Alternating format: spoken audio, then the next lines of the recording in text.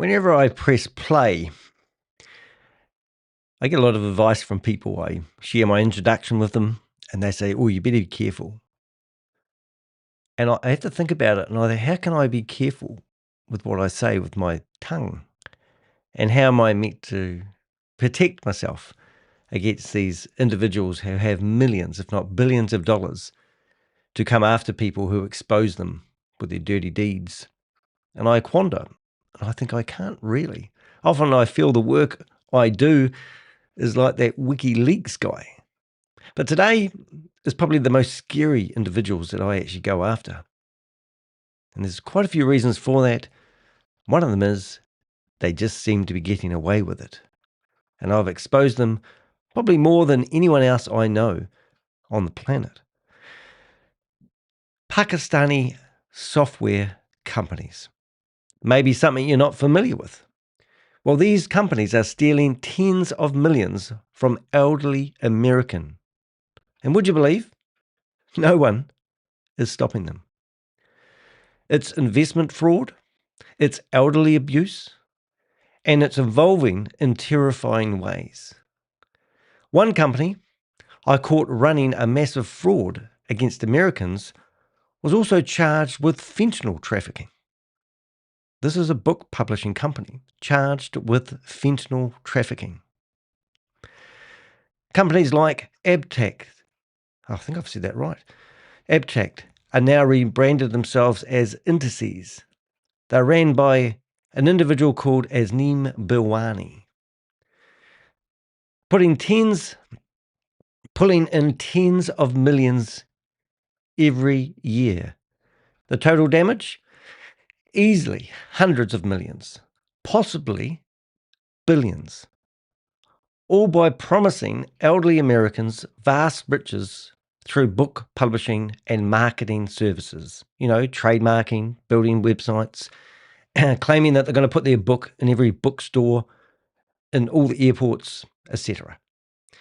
And the FTC, well, they're barely touching it. Let that sink in. Criminal activity happening in America from other countries,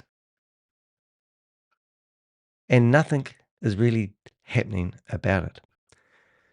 The same groups draining retirements accounts are now trafficking fentanyl into the country, America. Pakistani nationals are being flown in to serve as money mules, keeping the machine running. Who the heck is doing that? Would you mind stopping that? One of those mules is Ramin. Now, I practiced this over and over again, and I could not get this name right. It's Ramiz Moise. Ramiz Moise. I'm going to actually say it with my electronic voice. Ramiz Moise. Ramiz Moise. He recently posted on social media threatening to kill Americans through jihad in retaliation to the death of the Israeli supreme leader.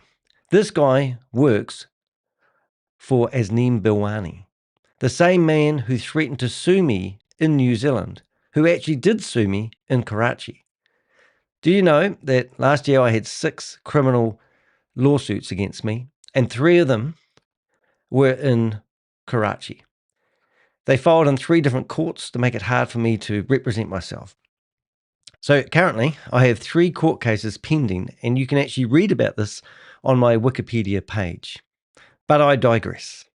Today, we're following the money, an e-book scam that drained American victim Ron Foster from a staggering amount, while tracing it back to 2 Pakistani software houses.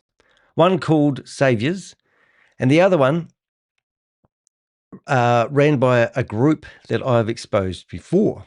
More to come. Now, here's the problem I deal with most days. I receive messages continuously from people claiming they worked for these operations, particularly Pakistani software houses, telling me their wages have been withheld and asking me to investigate the companies they worked for. And I honestly do understand the pressure that they are under. But the reality is this: I can't rely on their information. Many of the same people reaching out will be directly involved in facilitating the scams itself. Speaking to victims, selling services, and moving the money. The information they provide is often incomplete, misleading, or simply not trustworthy enough to act on. I don't get involved in employee disputes. Let's make that clear. I can't recover wages. I can't go threatening people so you get your wages for what I believe scrupulous activities may have been happening at the time you were earning your wage. And I won't publish allegations that can't be independently verified. Where I do focus is where the impact happens and is confirmed by victims like Ron Foster. Because when I can verify what was sold, who was involved, and how the money moved, I can expose the operation properly, warn others, and cut the revenue stream off that keeps the scam alive. Stopping the money is how the scams collapse. And that only happens when the story is told by the victim's side, not the people that help run it. So let's get into it. And I'll explain a little bit more as we go on. But this story was really cool because, as I said, I get contacted probably on a daily basis, if not more, from victims who work for Pakistani software houses, claiming they want my help to get their wages back. And I have previously published stuff and had to redact it because I found out after research that I didn't quite have it right and it wasn't worth publishing it and exposing the wrong company. And I do say because these scams are shocking. Not only have they set themselves up in America and defrauding Americans, but in Pakistan, they run a lot of the software houses with Pakistani people, offering them amazing wages. And then if they don't reach their sales quota, they starve them of their wages. So in one hand, I'm working for the Pakistani people that are working for these software houses. On the other hand, I'm trying to save victims that are in America. But in the middle, we've got these corporations that are making millions, if not billions of dollars by running these scams, who are just defrauding their own people, Americans, and taking the money. One of these guys even drove around in $4 million worth of sports cars in Pakistan when the daily wage for somebody, I think, is $4 a day. So you can see that the rich are getting richer and the poor are getting poorer. Now, if you are on my website and you want to support the work I do, I have a support button on the bottom down here. Go to deheck.com, or if you're in New Zealander, it is actually 16 minutes past 10 on Sunday morning here in New Zealand. So you can go to danny.co.nz and find my website. Or if you're in Karachi at the moment, it is 16 minutes past 2 in the morning. So I don't think we're going to have many Pakistani people here watching today, but you'll be watching the rerun, no doubt.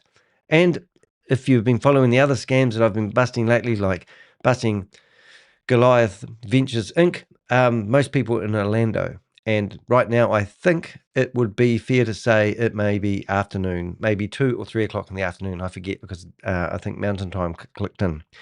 This is my website. As I said, you can click support me and you can donate anonymously if you want to support the work that I do. I don't make enough money from YouTube to merit the time and energy I put into my research. And at the moment, I'm going back financially. So any support, even $5, does help me. And also on the other side of my website, there's a little wee coffee button down here. You can click on that and you can also support me by buying me a cup of coffee. You can hit the join button under the video and become a monthly subscriber, which is very much welcomed, especially at the moment. And the other thing I always say to people, if you do subscribe, which I have a button that helps people see that button goes bing. I wonder if I get it right today. Oh, not too far off. Ding. When people subscribe, a lot of people watch and don't subscribe. No one can see who's subscribed to my YouTube channel, so your privacy is protected. And I always say, Sadie, she gets paid nothing around here, but she's one of my keenest workers. She's always keeping your computer screen nice and clean, and she does a brilliant job. So that's all the ways that you can support me. Other ways you can support me is just hitting like on this video right now. Now, I have a website that's continuously attacked. People are trying to bring it down, but it's now protected by Google Project Shield. Now, if you look along the top of my website, you'll see that I have been mentioned recently in a few newspapers, especially for the work that I've done with Goliath Ventures, so the Orlando Sentinel, and just recently I have also been mentioned in this article here. And this is the first time somebody has actually given me credit for blowing the whistle back in September the 1st, 2025 in Goliath. So do check out those articles if you are on my website. You can see I've got 3 new blogs, but the one we're going to do today is Ron Foster. Now, Ron is a character, and when he contacted me, he actually paid for my time. He paid me $50 to have an express chat with me, and he also donated me a coffee. And we were fast asleep one afternoon after having a long day, and I missed it. And he was panicking that he may not get the opportunity to actually talk to me. But we rang him. He was 3 o'clock in the morning, and he was telling me the story of what had happened. This guy had already published 70 books, and the blog explains it all, and I'm sort of going to double up here, but I just want to tell you my version of it. He's a character. He's a nice guy. He doesn't like being called a doomsday prepper, but most people in the world will probably know the books that he writes is helping people survive when they have nothing. I did make it open to him, and he said he's more than welcome to pop up on stage. He sort of hesitated a little bit. He said, I've got pretty big balls, but I'm not sure if I'm brave enough to come on your live with you. And I said, that's fine. But we have had a good conversation, and we do have a good relationship. One hell of a nice guy. If you want to support Ron, you can actually come down here and you can actually click on his name, and you can go off to his Amazon library. He is a publisher that actually has over 70 books on the internet. And even with his experience of publishing books, he still got bitten by the Karachi or the software houses, which is really, oh, look, somebody's just donated. That's very generous. Thank you very much for that. It's very nice. Somebody just gave me a super chat of $10. That's very kind. But what I'm getting at is this guy knows how to survive in the wilderness. He is a publisher of 70 books. They provided him contracts and believable documentation where he thought he would hand over $50,000. And then he realized it was a scam. And once he found out he was being scammed, he did what most of us want to do, go to the FBI, Homeland Security, your local police station, report everything. And what he quickly found out is that nothing happened. And he thought, well, I'm not going to stop there. His survival instincts kicked in, and he started up 2 lawsuits against these companies, even though these companies are ran by Pakistani people, but they're based in America. And the companies, he even served papers to them and found out they didn't have real premises. So there is a lesson to be learned here. If you are a publisher and you want to have an author, I should say, what do you call it? You're a book writer and you want to have your book published. There's some due diligence that you could do well before you got to the stage of handing over your money, rather than waiting until you've lost your money and then trying to go after these guys and realize that their offices are all, shared office spaces, that they don't actually have anyone. Serving them is going to be hard work. And there's lots of flags that he can see now. So he wants to speak out. He wants to create awareness. And he told me his story. And this is absolutely right up my alley. I can't go head to head with these companies who have got millions of dollars, but I can tell victim stories. I can follow the money. I can tell you the companies where they were registered. I can tell you who, the company owners are, but we all know that the real people behind it are outsourcing the work back to Pakistani people, and they're working for these large companies. And we did track where this company originated from. So the only thing I can really do is probably read the blog and tell you a good story about an amazing individual who was brave enough to tell his story. As I said at the start, we are dealing with companies that have millions, billions of dollars, and they literally phoned me up. One of these individuals phoned me up, offered to fly me over to Pakistan so I could highlight the problem that this guy had with his companies, and then he said he would fix it. But I think I wouldn't be coming home. And then when I said, no, I'm all good, thanks, he said he would send somebody to New Zealand to talk to me, and I could tell him where they had the problems in his company, and then he would fix it. And I said, I'm all good, thanks. So these are dangerous people. And as you'll find out, that not many people want to speak up. So the moment someone asks you to pay money, to release money, you're no longer dealing with a business. You're dealing with a scam. Now, that's exactly what happened. And I'm going to tell you snippets along the way because this story is fresh in my brain. And every time I think about it, I just go, oh, this is just disgusting. But they alleged that Ron Foster had sold over $300,000 worth of books. And for them to release his royalties, they demanded that he paid $18,000. This is a company that is registered in America, and it's just unbelievable. Now, other things I have done, I've done a lot of Software Pakistanis blogs in the past, and I'm going to jump the gun here before we read. First thing I'm going to do is find the actual company.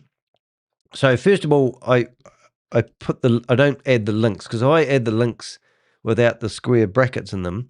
That gives them clout on the internet.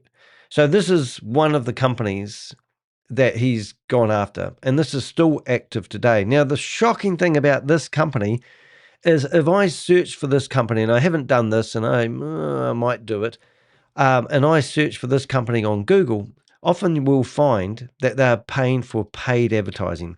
So here's a company here. They've got a premises, they've got 14 Google reviews, and they've got 4.4 stating. So these Google reviews are just rubbish. They don't mean shit. In fact, Google shouldn't have this company listed on their website. But how do we contact Google, and how do we take down this website here from Google's index? Normally what happens is this company will be doing paid advertising. And we have seen receipts of millions, and I'm talking millions of dollars. I've seen Google AdWord campaigns from these companies that have been given to us in documents where they have spent millions of dollars advertising with Google. Why is Google taking money from companies that are defrauding Americans and other people in Australia, Canada? I've got a database of people that come to me saying that they are waiting for their book to be published. Sometimes it takes a year and a half, 2 years before they realize that the book's never coming. And that's what these companies are claiming to do. So why are these companies allowed to be in here? Now, when Ron started sticking his neck out and started going after these companies and filing reports, when he was talking to me on the phone, which was just 3 or 4 days ago, there was another company called authorsuccesspublishing.com, and they have now taken their website down. So has Ron made a difference? Certainly has. And they've taken their website down. But this company, you can search for it on the internet and find it's registered in America and looks legitimate. Theoretically, if I go author success publishing and I search for that, then we'll probably find Author Success Publishing New York. So here's their Facebook page, and so we just open a few of these. So you can see here that this link here is no longer because the website's down.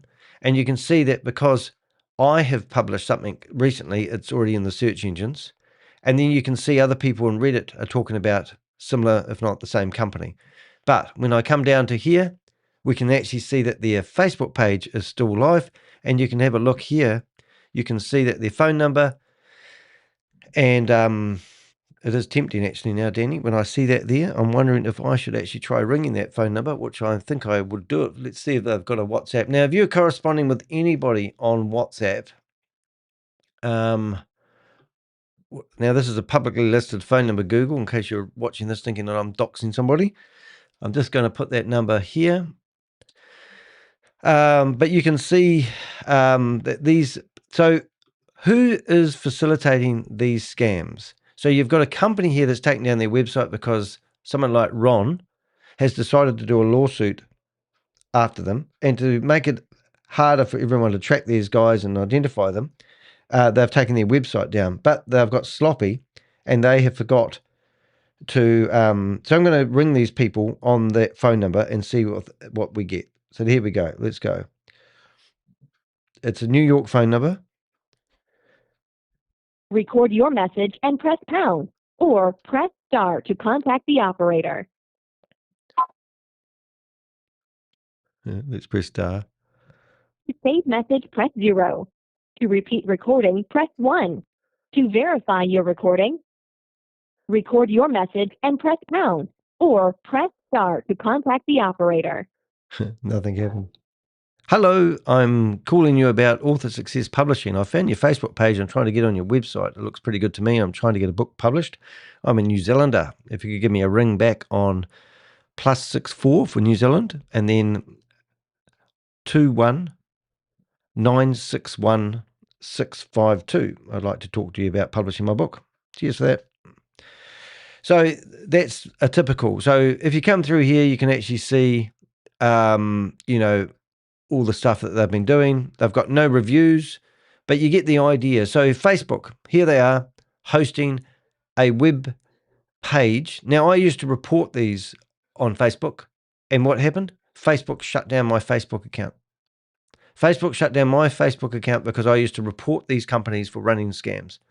And then people started complaining about me, and I no longer have a Facebook page. I had a Facebook page for like all of you guys, like 15, 20 years, whenever it came out. Incredible. This company here, Author Success, they've got 11 reviews. And on here, it tells me that their reviews are 3.5. I used to write honest reviews on here about how I was corresponding with these companies on Trustpilot. What happened? Well, my Trustpilot account got removed because Trustpilot does not want 1-star reviews. If you write a 5-star review, it will go there unscreened. If you write a 1-star review, Trustpilot's own system will come back and say, we need proof. So you don't have to prove to write a 5-star review, but you can write a 1-star review and be grilled. And eventually, after lots of correspondence, I started getting a whole lot of 1-star reviews. But if you come here now, because I literally, and you won't believe me even if I tell you, I emailed them 300 times. And now you can see that I, Danny DeHeck, have 6 reviews. So I went through here and said these 1-star reviews that I'm getting are from nobodies who have not used my services because I don't provide any services. So they removed about 20 of my good reviews and bad reviews. I'm now left with 6 reviews. So if you want to write me a good review, it's much appreciated. Oh, Ricky's here. Big boy Ricky Daniels. Good man. But my point is, everything that you see when judging these companies, the reviews are often rigged. And Trustpilot is the worst one at it. Now, I've even written about Trustpilot and exposed them fully. And when the scammers come after me, it is absolutely ridiculous because they go to Trustpilot and they say to Trustpilot that I come after Trustpilot and not to be trusted. It is absolutely incredible. But if you go to Trustpilot and you search at my website, I actually did a blog on how I exposed Trustpilot and their bad reviews. And there I am looking at a 1-star review. But what I'm getting at, guys, is people like Ron Foster. He's tried to do his due diligence. He has a flip phone, one of those old flip phones. He doesn't have any social media. He said he doesn't have Facebook, but he's what you would call an old-fashioned publisher. He searched Google and he found this company and the other company, and he engaged both their services, and he's got the receipts to show that he's paid. It's not that he's not savvy, but he's still got scammed. So let me tell the story, and let me tell Ron's story, and let's get to know Ron, because Ron's a good guy. If you're stuck in the wilderness, he's the man that you want to buy his book. Ron Foster didn't go looking for trouble. He wasn't chasing hype, crypto speculation, or unrealistic returns. He was doing something far more grounded, trying to get his book published properly and, what's that word? Why can't I get that word? Finally, Finally earn from years of work. So this guy's got an experience. He's got lots of experience in what he does, and he wants to put it in the printed word and make it so other people can, benefit from his experience. What he walked into instead was a well-structured publishing trap that would cost him about $50,000 and drag him into a legal fight that he never expected to face. Now, if you know Ron, he says he's in the 70s. He lies. He's actually 67 years old, living on limited income and managing ongoing health issues. Ron is not the profile most people imagine when they. Ron is not the profile most people imagine when they think of scam victims. So normally, in my opinion, it's normally the Black African community and everyone's over 50. Now he's retirement age, so he's not what you would think the scams would normally go after. And that's exactly why his story matters, because this is elderly abuse. Because what happened to him wasn't reckless. It was engineered step by step using professional language, convincing documentation, and just enough credibility to keep him moving forward without ever realizing that he was actually what he was actually dealing with. So let's get to know Ron. Ron Foster isn't just a junior. He's someone who spent a lifetime learning, practicing, and teaching survival in the real world. His work sits firmly in the prepper fiction space. Unlike most writers, Ron's books aren't just stories. They are built on practical knowledge, life experiences, and skills that could genuinely help someone alive when things are going genuinely keep someone alive when things are going wrong. So if you're in the wilderness and you've got access to Amazon, you want to go check out the Old Fart Survival Guide, one of his 70 books he's published. One of the most recognized books is Old Fart Survival Guide. Let's go have a look at that. And you can read all about that. It's not him in the picture. It's a guy that he was telling me about, and you can read all about the book there. So the link's there if you want to check that out. It captures exactly who Ron is. It's not polished theory or armchair advice. It's a collection of hard-earned lessons from a lifetime of preparing for disasters, living off land, and adapting when resources are limited. Written for older generations, but equally valuable to anyone willing to learn. The book teaches everything from low-cost food procurement and fire starting techniques to survival strategies that don't rely on modern technology. And he definitely didn't have any modern technology. I was surprised to get him on a video. The message is simple. When systems fail, the only thing that matters is what you actually know how to do. And Ron knows a lot. His background, this is very impressive, his background usually broad unusually broad. Over years, he has worked as a gemologist, if I said that right? Gemologist. Investment banker, army soldier, Air Force airman, corporate administrator, and an entrepreneur. Roles that require discipline, structure, and the ability to think under pressure. Amicably, he has backed that up with multiple degrees in human services and energy management, along with certifications. I'll never get that word right. Certifications. I did get it right. In safety, disaster preparedness, and public protection. This is someone who understands risks, planning, survival systems at the level most people never will, which is exactly what makes the story comforting. Because if someone like Ron Foster, with Ron Foster's experience, someone who literally teaches others how to survive the worst case scenarios, can be drawn into a situation like this, then it's not just a case of bad judgment, it's proof that the system he walked into is designed to be believable. So I think that really says it all. So he's not a young fella. He's in the right frame of mind. He was good to speak to. He was connected well with me. He wasn't stupid. He wasn't hopeful. He was a realist, and he still got scanned by these companies. So the opportunity that looked legitimate. It began with what happened to be two professional publishing companies. I'm not quite sure yet actually why he went to both and not just one, but anyway, might find that out in the words. Prime Publishing Labs, which I gave you, that are still going today, and then Actor Success Publishing, and that was actorsuccesspublishing.com.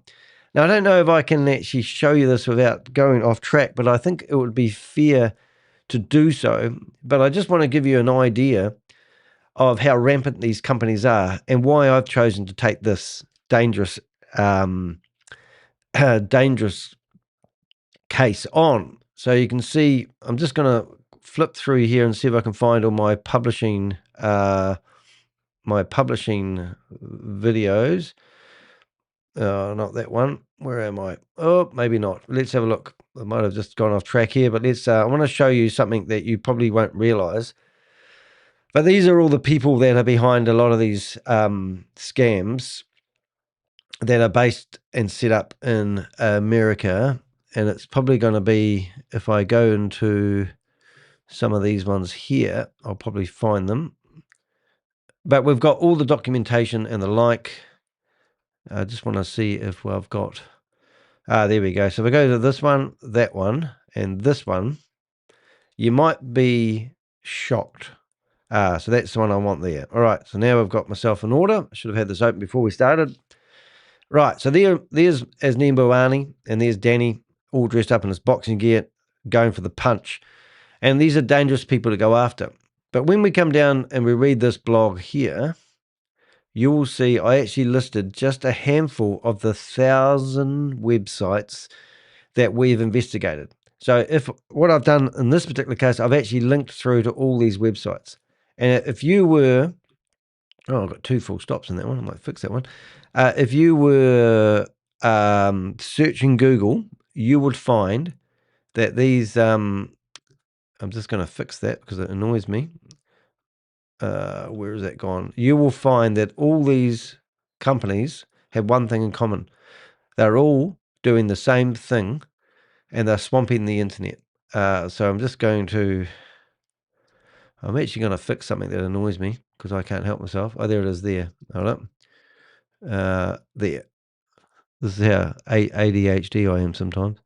So I'm going to fix that one and fix that one. And I think I got them all. I did. And I'm going to update it. So next time, I always like my blogs to be good. But what I'm getting at is this one here has been taken offline. This was called wikipublisher.com. Now, Wikipedia may have gone to court and said to the domain name register they're not allowed to use that domain name, and that may be why that one website's down. The logo company. Now, look at the format of this website. Look at the logos that they've got. These could have all been generated. These are pretty flash websites. You will see this website advertised on Google.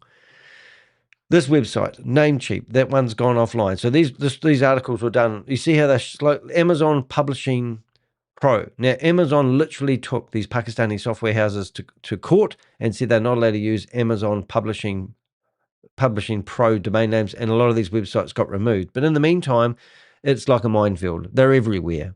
And you can see that these websites are here. They've all got a help button down the bottom. You put your name, your phone number in there, or you ring them up like I did before.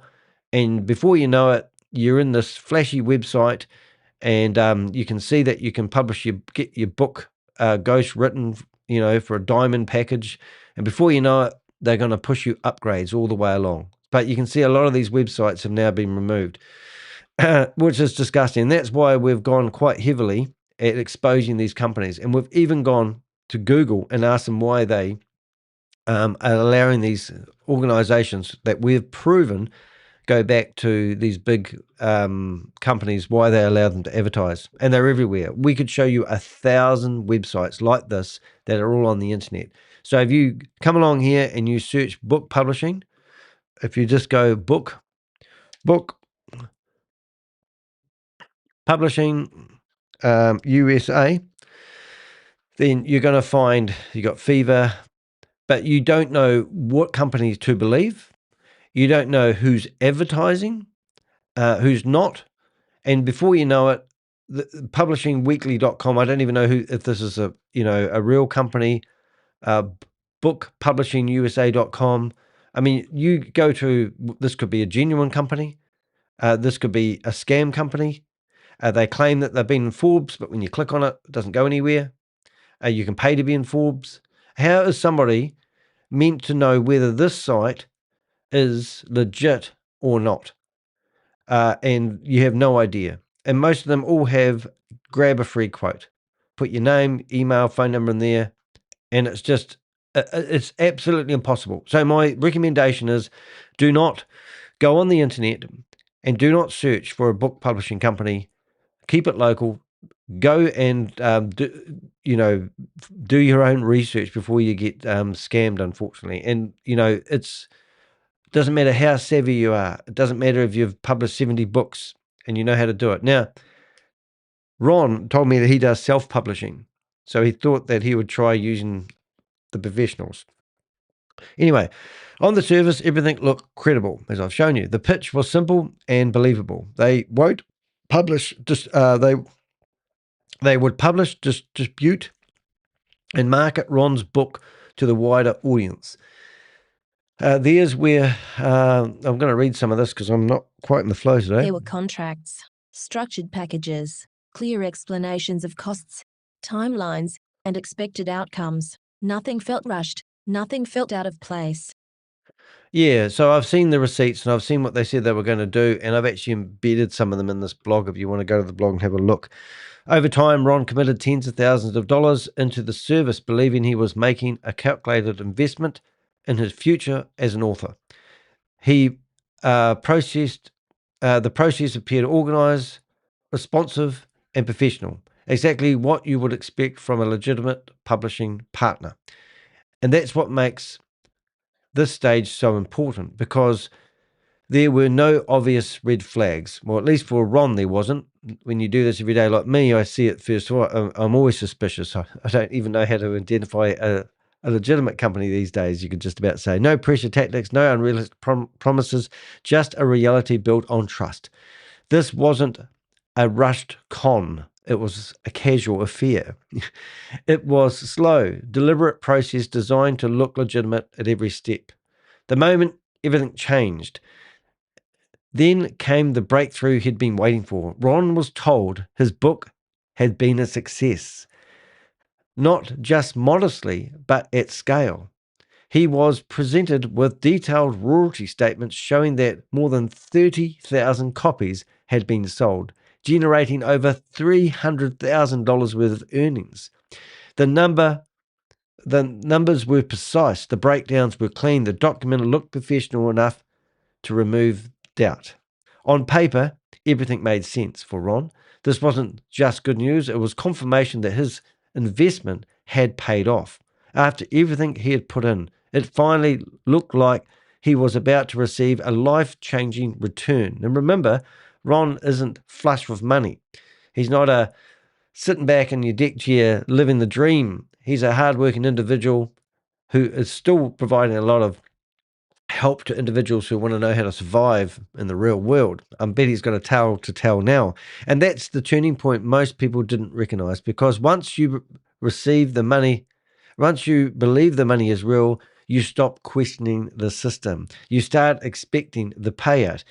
And that belief is exactly what the entire operation relies on. So their techniques, they're obviously telling Ron that he'd sold 30,000 copies. That stroked his egos. 30,000 people made an informed decision to buy his book. And also, he's got the $300,000 worth of earnings. So let's have a look at that breakdown. Now, this is what looked convincing, and this is Author Success Publishing. And in here, it talks about July the 17th, so it's not that long ago. And in here, you've got a whole breakdown, which you can read. The Preppers Road Match, Bug Out, basically the books that he's got written. I haven't really looked too extensively in this, but it talks about what he sold in January, right through to March, and the amount of copies he sold. Was that the amount of money? I don't quite know how that works, but if you go through this, you'll see everything I said. And they also explain exactly how and where they sold the books. I think they claim that they were putting them in airports and people were just buying them left, right, and centre.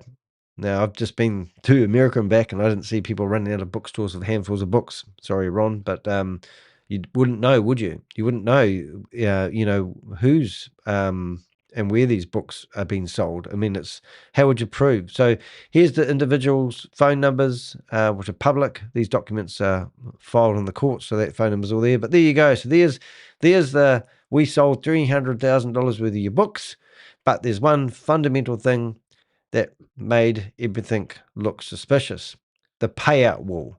That shouldn't exist. It's his money. He's paid for everything. He's agreed to pay the royalties, but all of a sudden, there's a barrier. Just as Ron expected to receive the money, the tone shifted. Funds couldn't be released. No shit, Sherlock. There were compliance requirements which weren't explained to him at the onset, obviously. Legal process, final step that needed to complete before the payment could be authorized. This is called, in my opinion, pig butchering. And if you don't know what that expression is, it's when you take the pig to the butcher and they skin every bit of meat off the bones. And when they think there's no meat left, they go back and they keep going until the pig realizes he's got no meat left. And that's your money.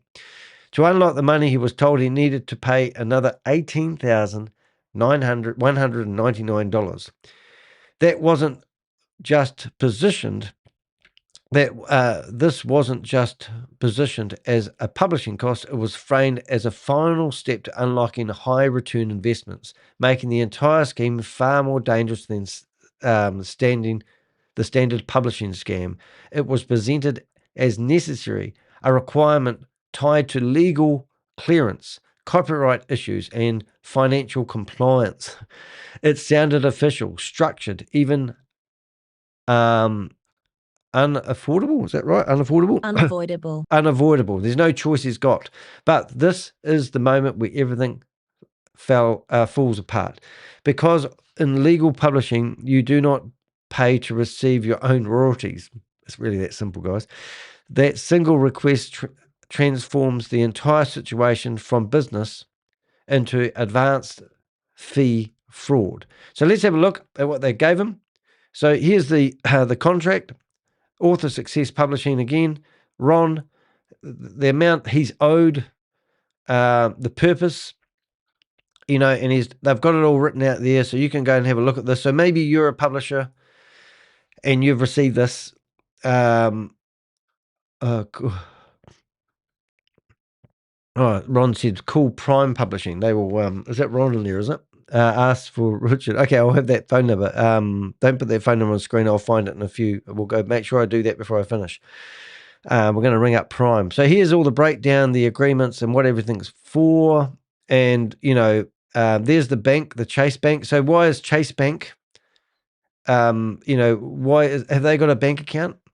And why can we not ring up Chase Bank and freeze their accounts? We've done it before, but that is a possibility. But the money hits that bank, and then it bounces from one bank to the next. But you think the banks would be able to flag that account and put a hold on that account? It would be worthwhile reaching out to somebody at Chase Bank. But there's an account here, and this is what's been happening with Goliath Ventures. Large amounts of money has been dumped into these bank accounts, and someone's turning a blind eye, or money laundering. Now, notice something different here. If the amounts that he was paying previously were all under $10,000, and they do that because that's where the flags don't flap in the breeze. So that's why they keep all these amounts low. And now it's interesting that is $18,000, and that would have flagged money and AML laws. I think if he deposited $18,000, it means it would have been flagged. But it would have been interested to see whether anyone. But the previous amounts, normally they try to keep them under $10,000 so it doesn't raise a flag. I'm not exactly sure, but I did see the receipts that he had, and each of them was $10,000 exactly. So I'm assuming that if you add up all those funds, it must be 30,000. I think it is. It's actually got over 30,000. I don't know. Anyway, what I'm saying is they keep these amounts low enough so they keep under the radar. That's what I'm trying to say. I should just say that, shouldn't I? But anyway, you can check out that if you want. Where the money is really going. As Ron started questioning the process, the structure behind the operation began to reveal itself. The payment institution did not lead to traditional publishing house. Instead, they pointed to accounts tied to separate corporate entities with names that had never been part of the original agreement. companies appeared at different stages of the process, each handling a piece of the transaction, creating distance between the people asking for the money and the services being promises. So it's just all chopped up. Maybe it's called money laundering. What initially looked like two publishing companies began to resemble something far more deliberate, a network of connected entities, each playing a role in moving money, managing communication, and limiting accountability. This is where, sorry, I'm not reading very well today. It's early in the morning. Where there were overlaps, shared details, repeated names appeared across different companies. So this is really quite cool because I think he's talking about a guy, Richard, in the chat room. I think that's Ron. Is that you, Ron? Mini.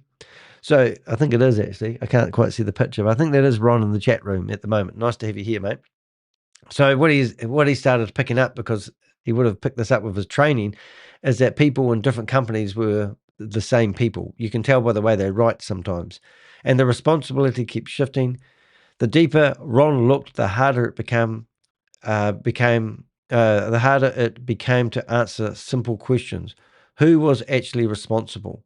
Everyone kept passing the hot bar of soap by the sounds of it, because every path seemed to lead somewhere else. So they just keep putting you in stalling tactics and the whole 9 yards. Anyway, the network behind the scam, this is where we stepped in. I've got an expert who knows how to research these companies, and we did a bit of research on Ron's behalf to find out who really is behind this scam. And my introduction nailed it.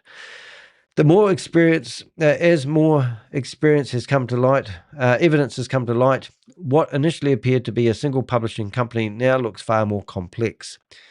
And entities such as Author Success Publishing and Echo Global LLC are not operating in isolation. Communications, payment information, and supporting documents suggest a linked network of companies and individuals, with recruiting names appearing across multiple platforms, domains, and business entities. Among those identified in connection with this network are, and I'll have to get these read, I'm sorry, but Karim Y. Khan, associated with Echo Global LLC and publishing-related operations individuals including Mohammed Raza Hanafi and Mohammed Osama Khan, linked to a wider cluster of digital service brands. right. Now, are they American citizens? No. They'll be all from Pakistan. But the companies are set up as American companies. And that's the real shady thing. So I'm gonna list out all these companies. These operations appear to extend across multiple business names and domains, including Ames Digital, Digital Roots, Treffer Digital, Gridix Digital, Genix Solutions, Madtech Digitals, Incline Tech LLC, Next Zen Minds LLC, Digital Point LLC, Echo Global LLC, InfoSize Digital, and Stellars.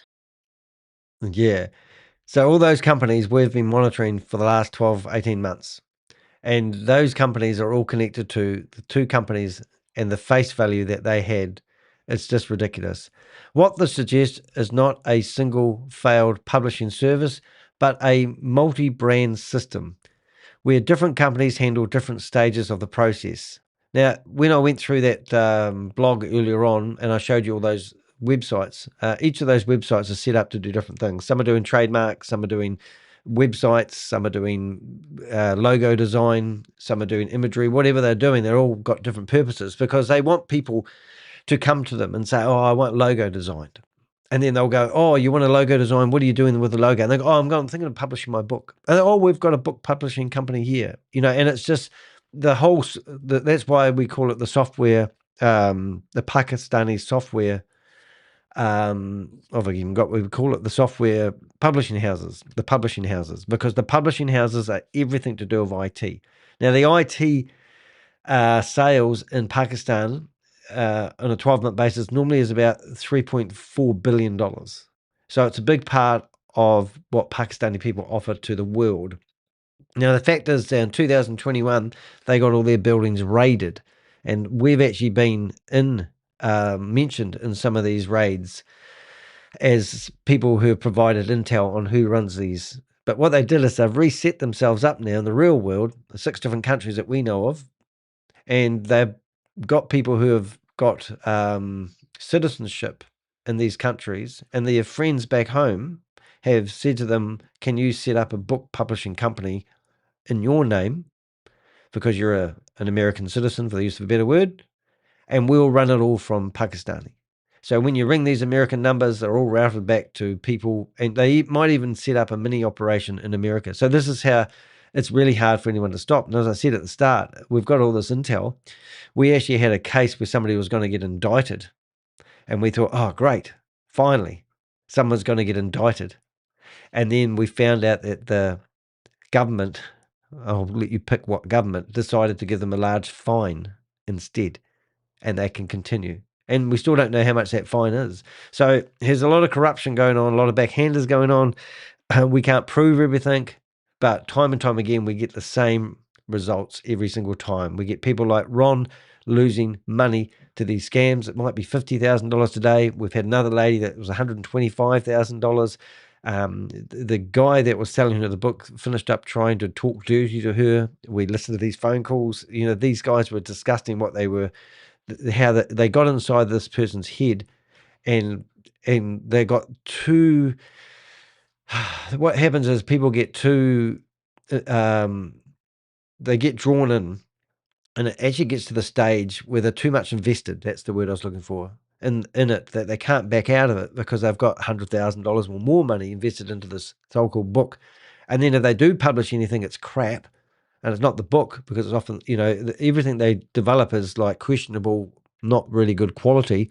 It's like buying a Ferrari from China and then finding out that it's actually built on a Morris Minor frame. You know, some of the things that they produce are so crap and not worth the money you've paid, if you're following where I'm going with that. Different companies handle different stages of the process. Independent shifts depending on the client's interaction. They keep morphing along just to keep the client happy as possible, so the client can never really complain. It doesn't have any closure, doesn't have any finished product. It's just all hanging in the vine of not ready to be published yet. The same underlying operation continues under multiple names. The structure makes it significantly harder for victims to identify who they're dealing with, recover the funds, hold any one entity accountable. So when publishing becomes investment fraud, one of the most important developments in Ron Foster's case is how the offer was positioned. It wasn't just sold as a publishing service. It was framed as an investment opportunity, which is really good if you're going to go to court. Victims are reportedly told, put in about $18,000. Expect returns of about $100,000 or more. Your book will generate passive incomes through the distribution that they promise you. At that point, the model shifts completely. When they're offering those sort of things, it's no longer about editing, printing, or marketing a book. It becomes investment fraud. And this is good because you can go after people for investment fraud, business opportunity fraud, and potentially the unlawful sale of securities, which is even better. Because when someone is promising fixed or high returns based on money invested, especially without regulation, licensing, or transparency, they are no longer offering a service. They are selling a financial product disguised as publishing, and that changes everything. So that's the really good news about what this company was offering. Excuses, delays, and shifting stories. When Ron pushed back, they refused to keep paying and refused to keep paying. When Ron pushed back and refused to keep paying, the situation didn't resolve. It escalated. Instead of releasing funds, the explanations began to change. He was presented with documents he now believes were fabricated. New entries appeared in the conversation. New entries, is that, I said that right? Excuse my reading. New entities. New entities appeared in the conversation. Responsibility shifted depending on who was being questioned. The story never stayed the same for long, so they were on their feet thinking by the sound of it. At one point, the delay was blamed on legal compliance, which always makes me crack up. Then it became a tax issue. Are they now accountants, are they? Then it shifted again to administration and technical barriers. Oh my God. Each explanation sounded plausible on its own, but put together, they formed a pattern. Each time there was a reason the money couldn't be released. Each time there was a path forward, and each time the path required more time, more confusion, or more money. More time, more confusion, more money. That's brilliant. So after all this, Ron decided, I'm not going to play along anymore. This is where most stories normally end. People give up, people keep silent, people embarrassed, they realize they've been scammed, they don't want to talk about it, they don't want the publicity. But Ron, well, he's a survival expert. People normally would walk away. They accept the loss and they move on. Ron didn't. Instead of continued to engage on their terms, he changed his approach completely. He began to document everything: emails, contracts, payment requests, timelines, and inconsistencies, which is brilliant. What once looked like a delayed payout started to look like something else entirely. He stopped treating it like a business dispute, and he started treating it as evidence. And then he took the step that most victims never do. He filed 2 lawsuits. Good on you, mate. This is friggin' brilliant. I've represented myself recently in court and won the first case. The second one's coming up in Christchurch, New Zealand, and I'm looking forward to it now. And I realise that sometimes you don't have to actually go down the track. My first lawsuit cost me $33,600. The person that was trying to sue me in the New Zealand High Court for $3.85 million actually was ordered to pay $25,500. And I'm still $8,000 out of pocket.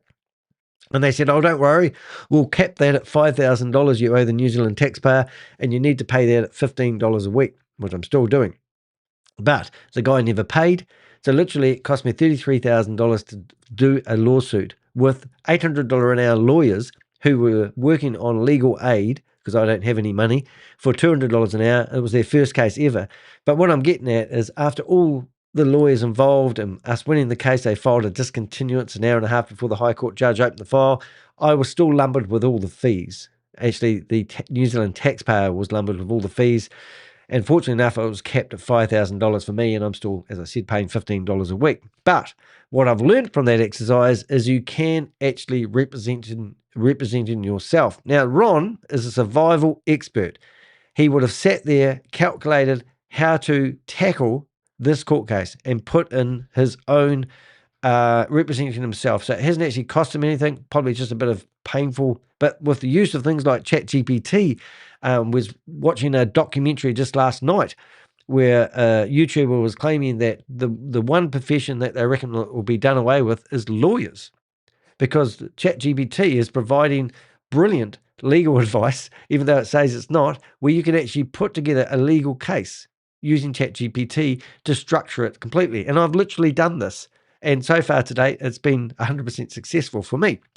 Anyway, long story thing. This is what Ron has actually put in his first lawsuit with, and this is what he's claimed they've done to him. And listen to these words. Verified complaint for fraud, unjust enrichment, deceptive trade practices, copyright infringement, conversion, breach of contract, tortious interference, intentional infliction of emotional distress, promissory estoppel, RICO violations, RICO conspiracy, and declaratory relief. It's brilliant. I'm just going to see if I can find that that phone number that we want as well. I'll see if I can find that in the background. I'll see if I can do it while we're reading the next one. So isn't that a whole list of everything? Isn't that brilliant? I mean, I can't believe he's found that many things. It's like when I watch the car chases on the internet where the guy gets pulled up and he smashes up the car and he gets pulled out, and then they go, and he got charged with reckless use of a vehicle, not stopping, dangerous. Listen, they give you a whole list of things that they're going to charge him with. Anyway, let's have a quick look. Complaint for damages, equitable relief, and motion for temporary restraining order, TRO. Right. So I'm just curious whether this number that we've got. So that was very, very impressive. I want to see if I can ring this number that we've got here. I'll just put it into my phone. So the phone number on the top of the site there, Ron, is that actually the 88 number? Do you think they'll actually answer that, do you? That would be quite funny. And is it on WhatsApp? But you wouldn't know because you haven't got WhatsApp. You haven't got Signal. You've got a flip-top phone. So if anyone wants to buy Ron a new phone, I don't think he wants one. I think he lives without one. Let's see. Oh, call using that number. Oh, let's call it. It's going to be a toll call, but we'll have a go. We'll see what happens, eh? All right. So we're going to go back. I'm just bringing up this company here. Thank you for calling Prime Publishing Labs. For sales, please press 1. For support, please press 2. We appreciate your call and look forward to assisting you. All right, let's see what happens.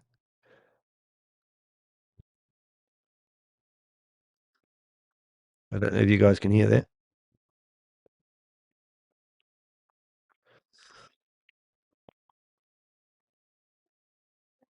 She's got music going at the moment.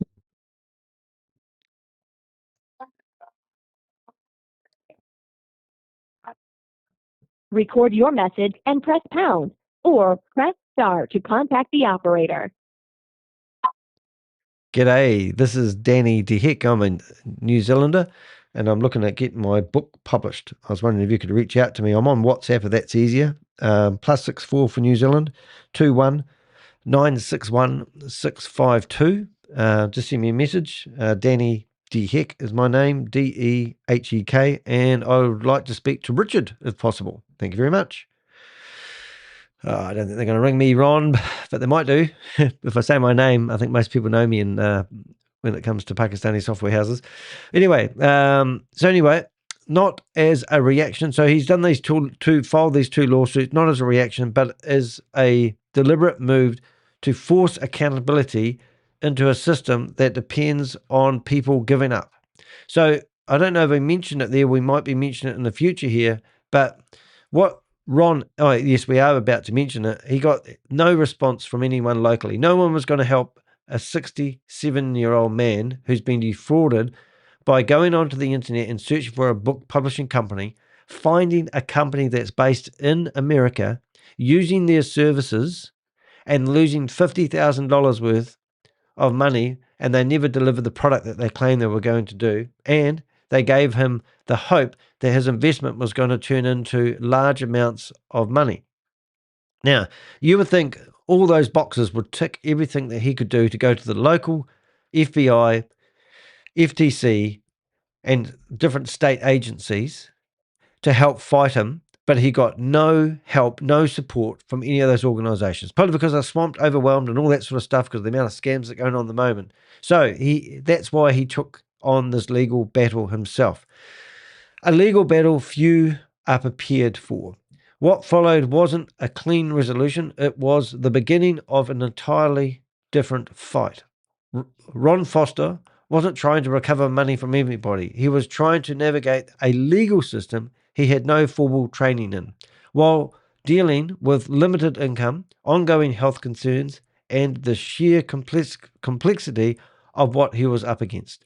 Representing himself, he began filing motions, preparing documents, and accepting to follow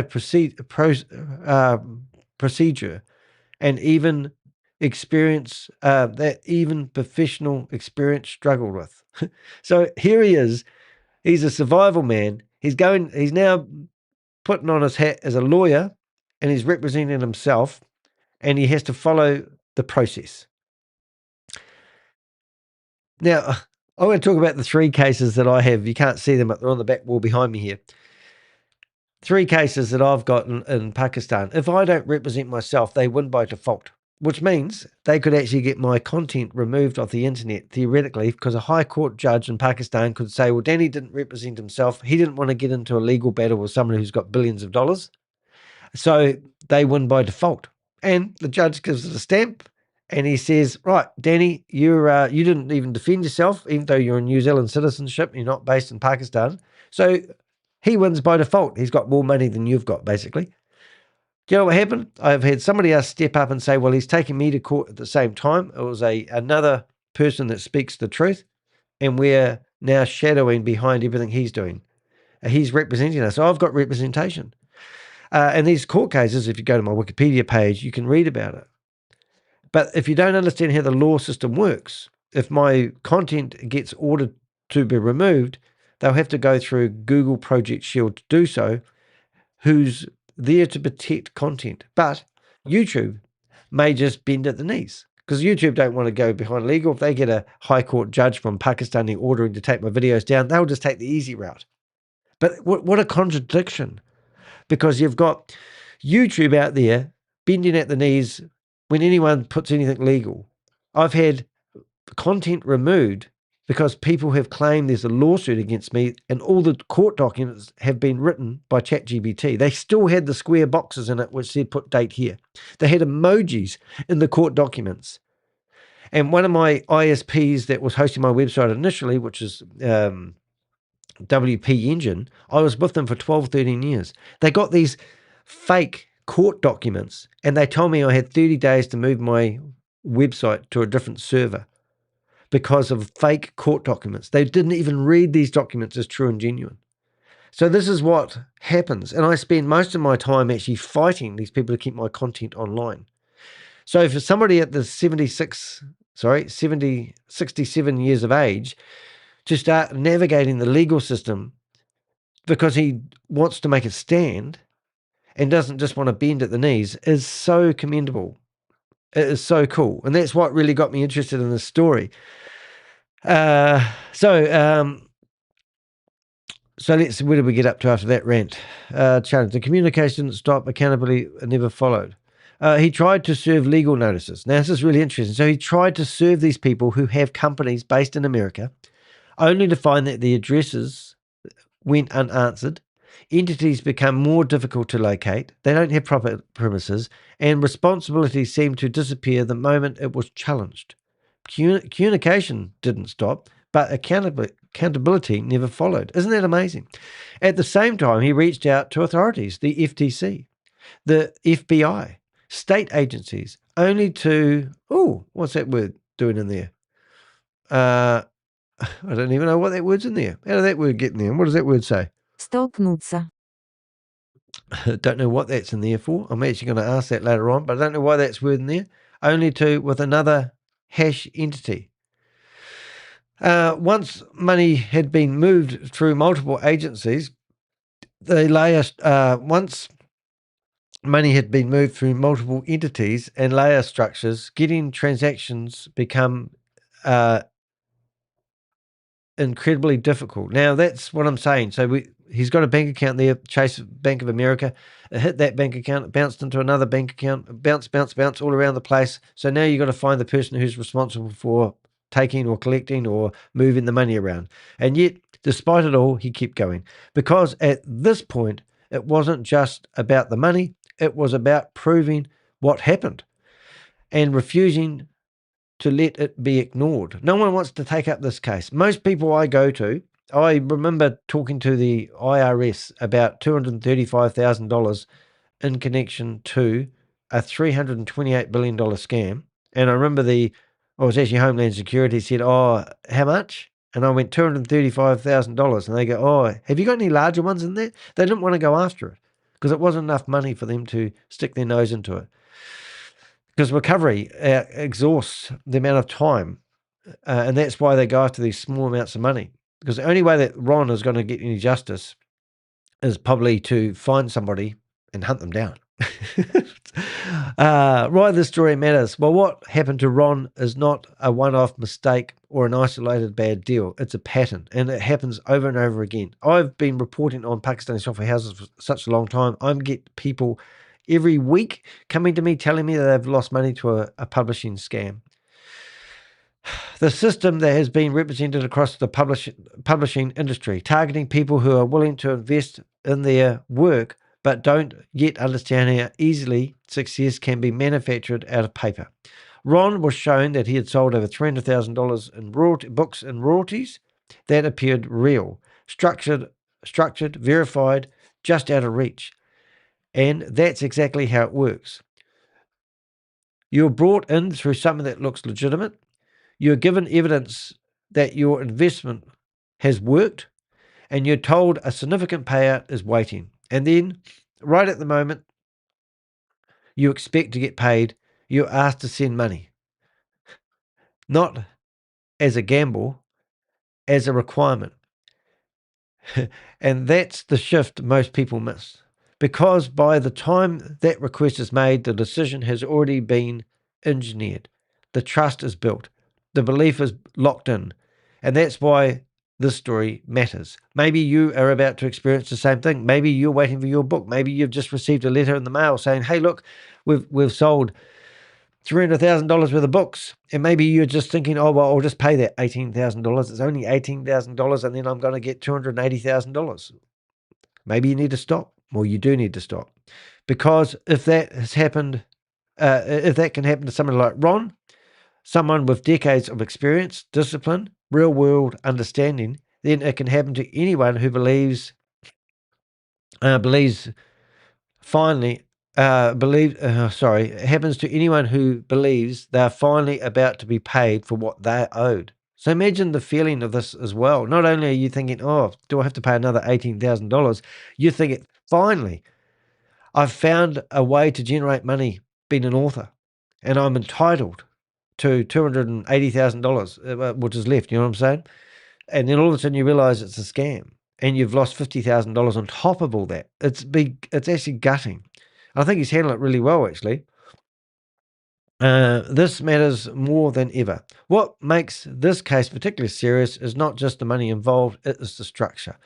You have a service that appears legitimate on the surface. They've got registered companies in America, a payout model that mimics investment returns when they're not investment companies, a network of companies that obscure accountability. I think that's obscures accountability. They keep passing the hot scone, and victims being encouraged to commit larger amounts based on promised profit.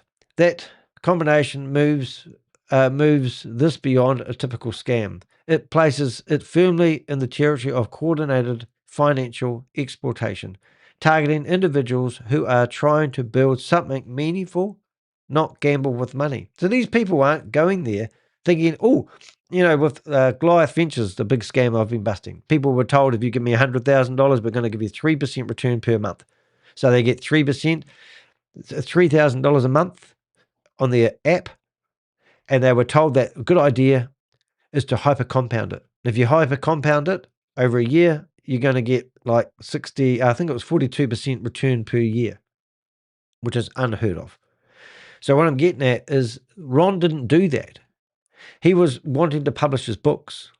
And all of a sudden, it's more of a utility. He wasn't there gambling with his money. He was there as an author wanting to get a story out, getting people to publish his book. And then they said, we can distribute your book, and this is the expected returns. He goes, oh, okay, that sounds pretty good to me. Here's the official paperwork. A warning to every author. Now, this is where I'm not tired of trying to help authors, but, if Ron can get scammed, maybe you think, oh, no, my company's not doing that. Reach out to us. Tell us the company that you are using to publish your book. You may be surprised. We've got over 1,000 URLs and company names, LLCs, that are set up throughout the world, New Zealand, Australia, Canada, America. I think we even had, was it Singapore? I don't know, but there was, they're all over the world. And this is what they're doing. Right. Reach out to us if you have got a company and you're suspicious. We will find whether they are genuine or not and let you know whether you are being scammed. Don't think that the nice person on the phone is a nice person until we've grilled them. If you are considering publishing a book, understand this clearly. This is where people get caught. No legitimate publishing company will ever ask you to pay money to release royalties.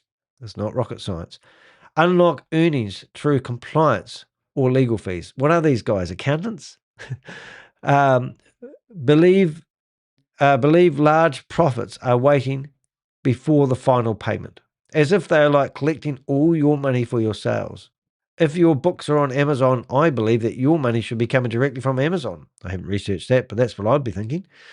That's not how publishing works. If someone tells you money is, if somebody tells you money is really, but you must pay, tells you money is ready, but tells you you need to pay to access it, you're no longer dealing with a publisher. You're dealing with a system designed to extract as much as possible before you realize what's happened. And by the time that realization hits, the damage is already done. You can't get it back, can you? Do you want to come up here, Pix? Come on, up here. Pixel, come up. Pixel wants me to pat him while I'm trying to work.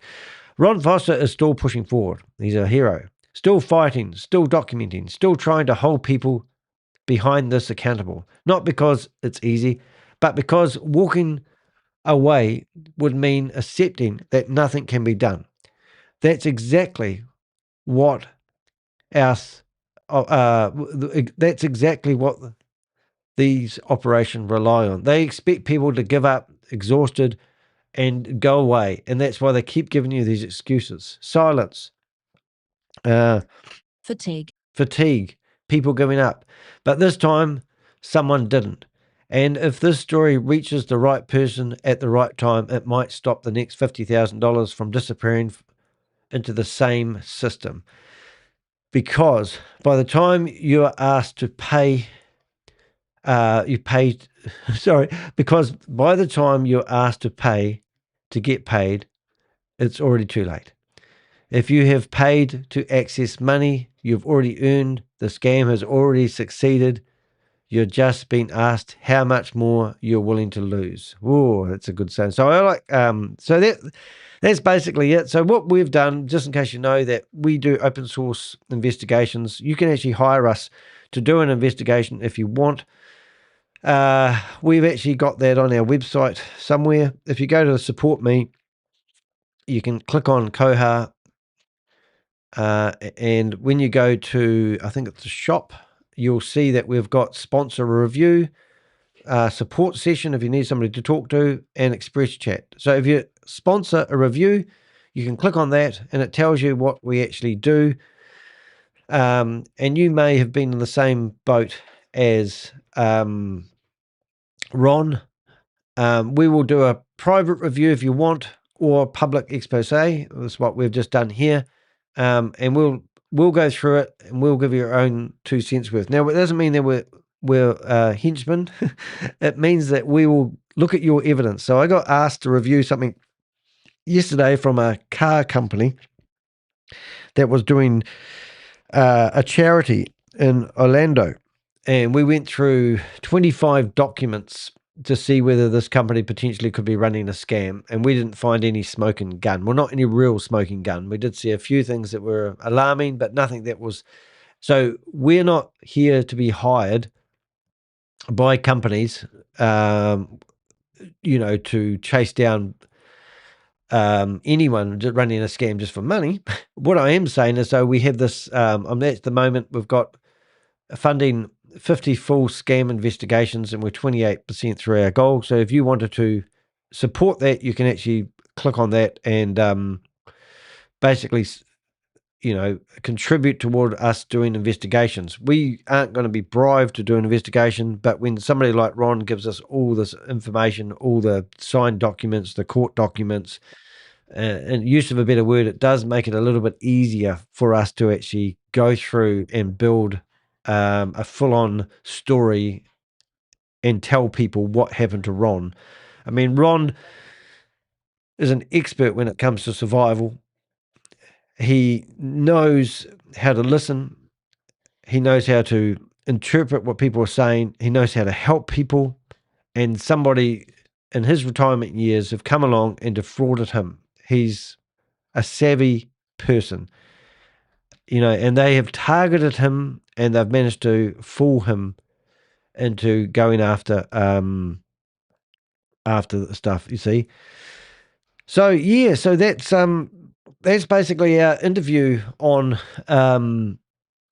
that's our, I don't know, what do we call this one? We call this that's our review on the publishing companies that Ron has employed.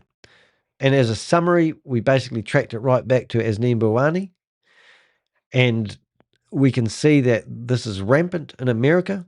As I said in my introduction, no one is actually stopping it. Companies like Abtec that have rebranded themselves as indices, as Neil Bawani is taking tens of millions of dollars from Americans every year, if not billions of dollars. And people like the FTC are hardly doing nothing about it. And we have actually proven that these same companies have been busted for importing fentanyl to America through the same entities. And as I said earlier, one of these companies were about to be indicted, and then they finished up getting a fine from the US government. And it was just amazing. But these guys are dangerous. And, to be honest, it's dangerous for me to even report on these individuals because they have got a lot more money than I have. And I've had phone calls from these leaders of these companies telling me that they'll fly me over to Pakistan to talk to me. I'd be coming home in a wooden box if I were lucky. So it is a dangerous thing to take on these companies. But if I don't speak up, who does? Ron, he's put a valid fight in to go after these disgusting individuals. Unfortunately, I don't see him getting his money back through the systems. And what is absolutely unheard of. Think about this. A company can register itself in America, provide a service of book publishing, not provide that service, come up with $300,000 worth of sales, alleging that he needs to pay $18,000 to release that money. And then when he questions it, they run him around in circles. And then when he goes to his local authorities to report those companies that are registered in America, he gets no action. He files 2 lawsuits against these companies, and then one of the companies just takes down their website. Another one of them, we noticed that we called, I don't know if you heard the phone call, so sometimes my audio gear doesn't send it through, but we phoned up both those individual companies. They had the same answering machine. I showed you that we've got 1,000 website addresses. We've got, I don't know, I'm guessing 500 LLC companies that are set up in America. We've got Google letting these companies advertise. We've got sites like Trustpilot letting people write 5-star reviews. And when people like me come along and write a 1-star review using Ron's example, I have to write hundreds of emails to Trustpilot to prove that I've got court documents. I've got correspondence, which you can't even put on these forms to prove that these companies are running a scam. And it all goes deaf ears. Like I said, my Trustpilot, I think the most I ever had reviews was 18 reviews, and they were all 5-star reviews. And then scammers come along and started giving me 1-star reviews. I literally had spent 300 emails to Trustpilot telling them their systems are stuffed and they won't remove 1-star reviews from my site. But if I want to write a 5-star review about a scam, it goes up there with flying colors. I don't have to prove I've had any dealings with the company. I can create 10 Gmail accounts and I can create 10 5-star reviews. And when somebody searches Google, you find that this company's got a 4.4 star rating and they're registered in America. They even have a premises. But when you're having problems legally, you've got nowhere to stand, nothing to push back on. So people like Ron are amazing. He represented himself, filed 2 lawsuits against these companies. What's going to happen? Well, same thing that's probably happened to me. These companies are going to get ordered to pay a fine and the money's never going to tie up. The people that actually do have their names of the company don't probably run the companies. They're probably using people back home to run these companies. It's disgusting. Things have to change. How do we change it? Put messages in the comment field. I would love to know how to change these things because I don't have any idea other than doing videos like this to create awareness. And if we see them, we can cause disruption, but there's not really much we can do other than put a video on YouTube under the category entertainment, hoping that people are going to see what's happening. It's just amazing. Anyway, that's my video. Hope you've enjoyed it, and we'll see you in the next video. I'm not going anywhere, guys. If you don't know, this was obviously recorded live, and it is live now, but I'll edit this, and we'll chop that up and republish that as a video and put it on top of the blog. So what you'll see is this video here, and we will change this video to the original video. But in the meantime, I thought we might have a look at some other things I haven't done for a wee while, because it is Sunday morning here in New Zealand. Hello, Queen of Carmen. Nice to see you here.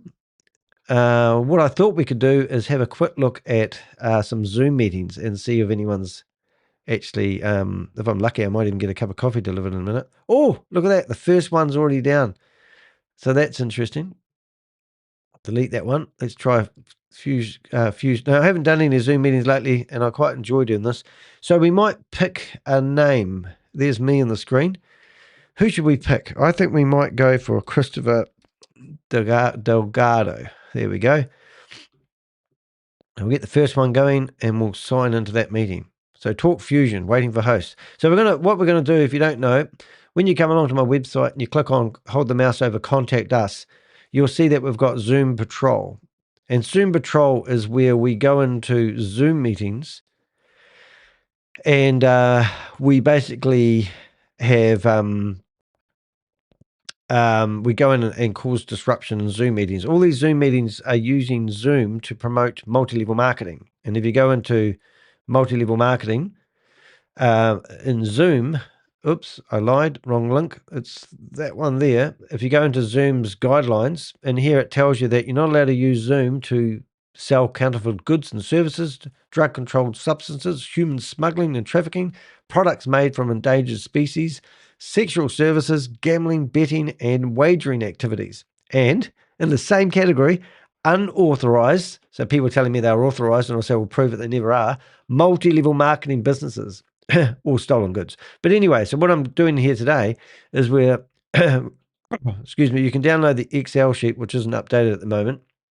You can basically come into any of these meetings, and I've currently got, I'm going to open 74, same tab, new tab. That's the one there. So I'm going to open 74 Zoom meetings, which sometimes pushes me offline. And we're going to see if we can find any of these multi-level marketing meetings where people are actually running scams. And then once we've opened up all these meetings, we will see if anyone else is available. I can't believe they made a coffee in the house, but no one got me a coffee. No coffee? No, I think somebody in there, there's rugby on here. So I'm just opening up all these Zoom meetings, and hopefully we'll find something for your entertainment. It's probably not quite the right time of day, but we'll have a wee look. Oops, let's assign into that one. I'm going to get rid of that one. Let's go back to that one. Wealth is cooling. Need email address, open Zooms. What have we got? Webinars, email needed. That one there. Right. Just moving these around to make my life easier for next time. Let's see what we've got. Oops, camera's on. Got to go in their stealth mode. Turn the camera off. Mic's on. We'll see what we find. Yeah, we'll have a bit of fun. Whoops. What's this one here? Need a password for that. I love these ones here. They say you need a password to access it. But what you can actually do real easily is you can go ID, and then you put the ID, you go WP, and you search Google, and and then you can see password is fun. See? So that's how easy it is sometimes to find these passwords that you need to access these meetings. So let's go in there and see if that password works. Put the word fun in here, and I go join. No. Fun. I'm going to go fun times. That work? No. Let's try 1, 2, 3, 4, 5 actually. No. But yeah, so sometimes you can go past, you can find fun is the word. Where is it? Fun will join.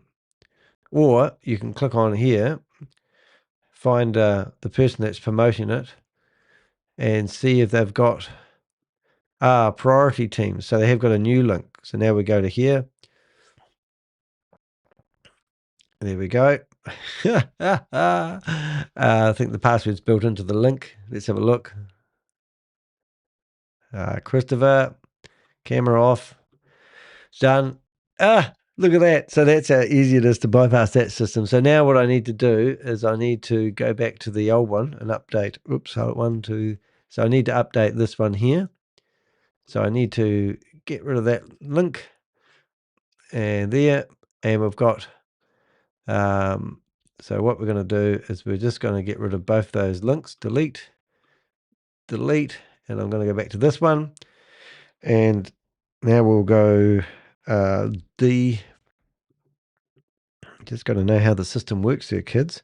D, email needed, and we'll go back to another one, and we're going to go active. There we go, and that's how we keep up to date. So hopefully they will pop up there.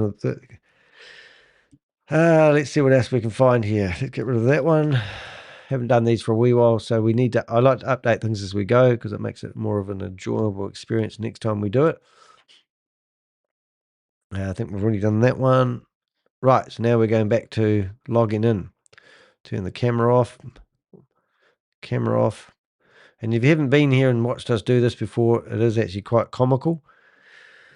There's a meeting that's been, wonder who's got a new meeting there. So this is when somebody's had their account broke down. An introduction to real estate wealth building. Andy Holloway has decided that he needs a new link. So what we can do there, edit. So now what we can do is we can delete this one here. And we'll now go searching for his new link. Learn property. eWealth. So there it is. So let's Andy Holloway. And we could literally just come here and see if Andy's, there he is. Andy's, there we go. Andy Holloway. Andy Holloway is a real estate professional, theoretically, and he's found this new way to make money with real estate, which is absolutely a joke. Last time he was live was 8 days ago.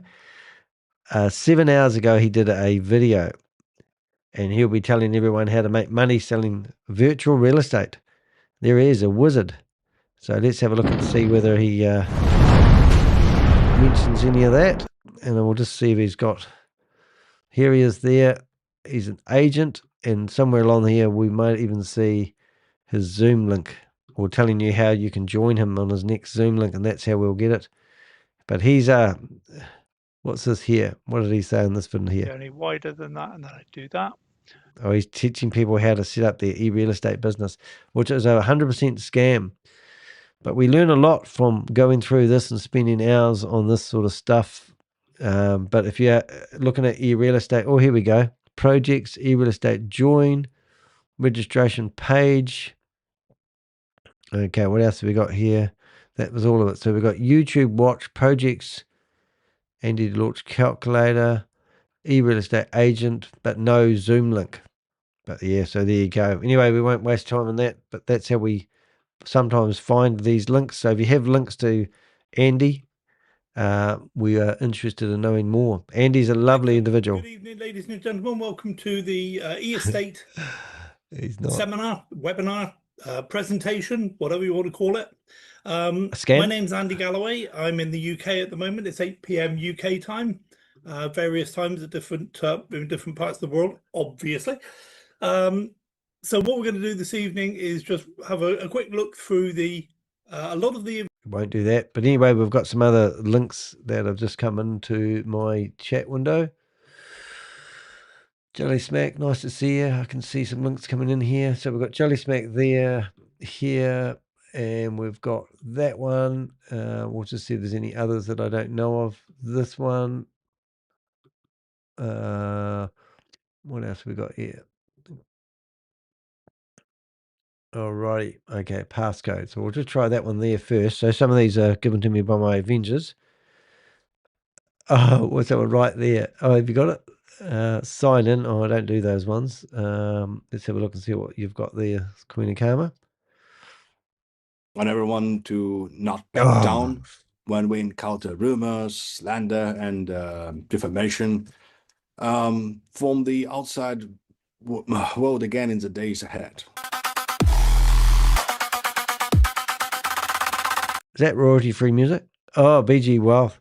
So you're going to do something. Oh, good. So Queen of Karma's going live soon. Oh, cool. When are you going live? It did say. We'll wait for that. Right. So that's good. Let's have a look. So it'll come up in a minute.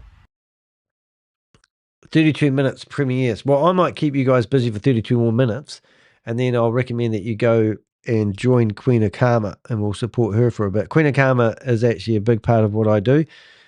She's got, if you go to that link that we just put in the channel there. Oh, sorry, we just doubled up on that. But if you come to deheck.com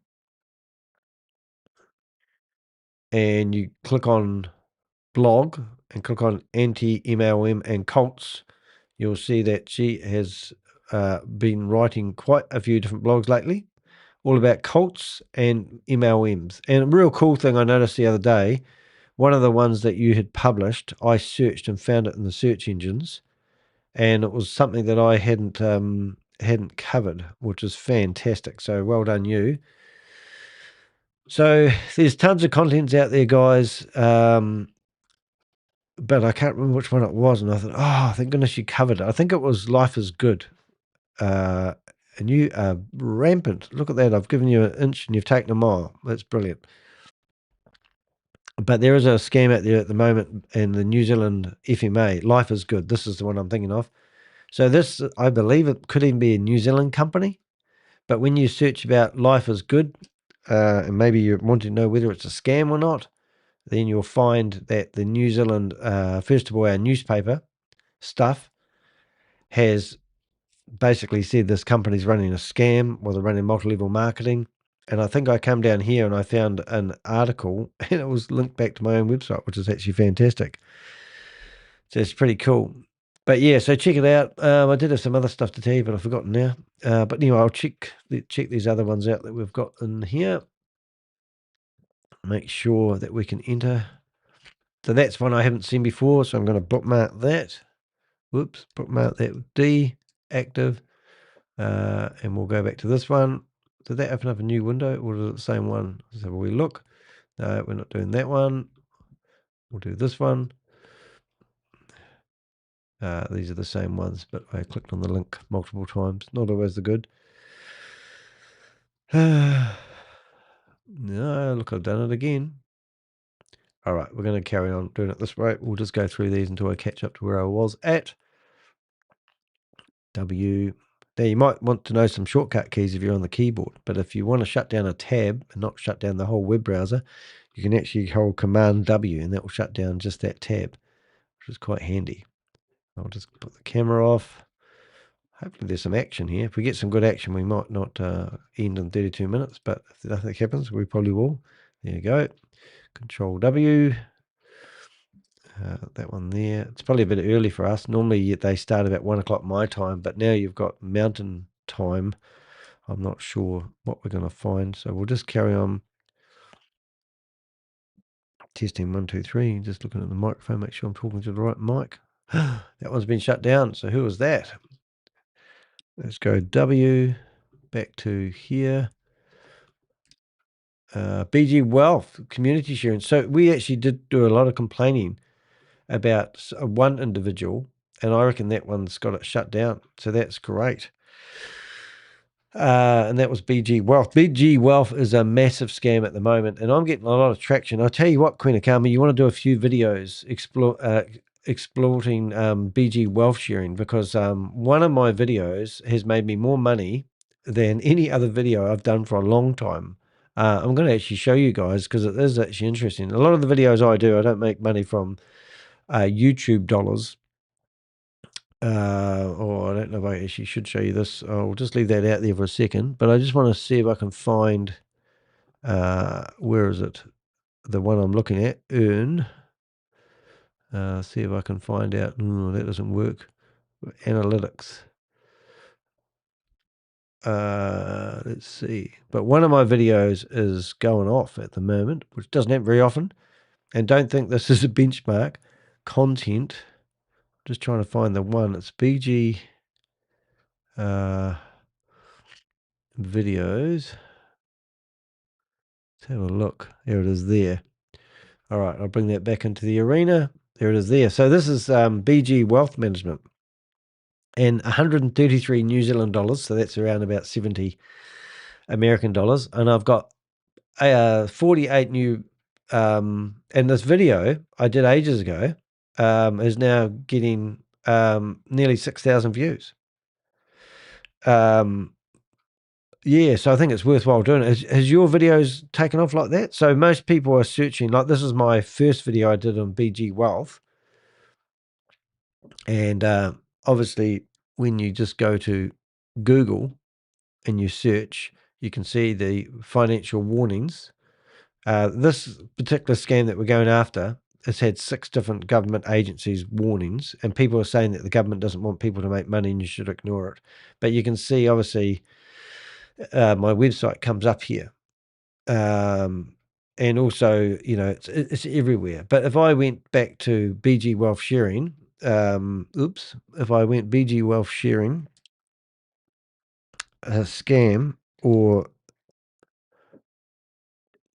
legitimate, then I would hope that my content comes up, and I don't. So I'm not the top 10. I don't know what that's like worldwide, but there is. So I'm in the top 15, which is quite cool. And if I went and searched for BG Wealth Sharing scam or legitimate, and I went videos, then you'll see that the TV shows always come up first, and you come down here. I'm nowhere to be seen, nowhere to be seen, nowhere to be seen, nowhere to be seen. That even though there it is. So that one there is me, I think.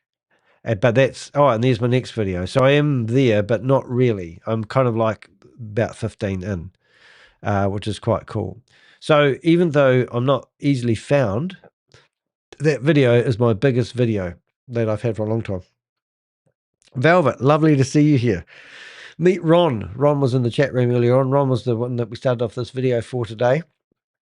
But we're just going through comparing notes with Queen of Karma, who's going to go live in about 25 minutes. Oh, look at this. But anyway, we'll keep going and see if we can find a live Zoom meeting to cause some havoc. That one there's shut down. I don't know what that one's doing. That's an interesting one. It's got nothing in there at all. That's a weird one. Music. There it is. Okay, so this is really interesting. This is where they get into these days. This is a webinar, which means no one can participate. Everyone can be in the chat room and connect IV, which sounds like something I don't know. So I've never seen this one before. But you can't. This is where it gets to. Peppermint estimated that 4 million in IS. Ron, if you know any way of promoting our YouTube channels, we're all ears. That sounds really cool. Pepper Community estimated that 4 million in IS. What's IS stand for? I can get you some clicks. Well, that would be great. I did a search on ChatGPT yesterday for YouTube channels that are similar to mine, and it come up with like Pierogi. First one come up with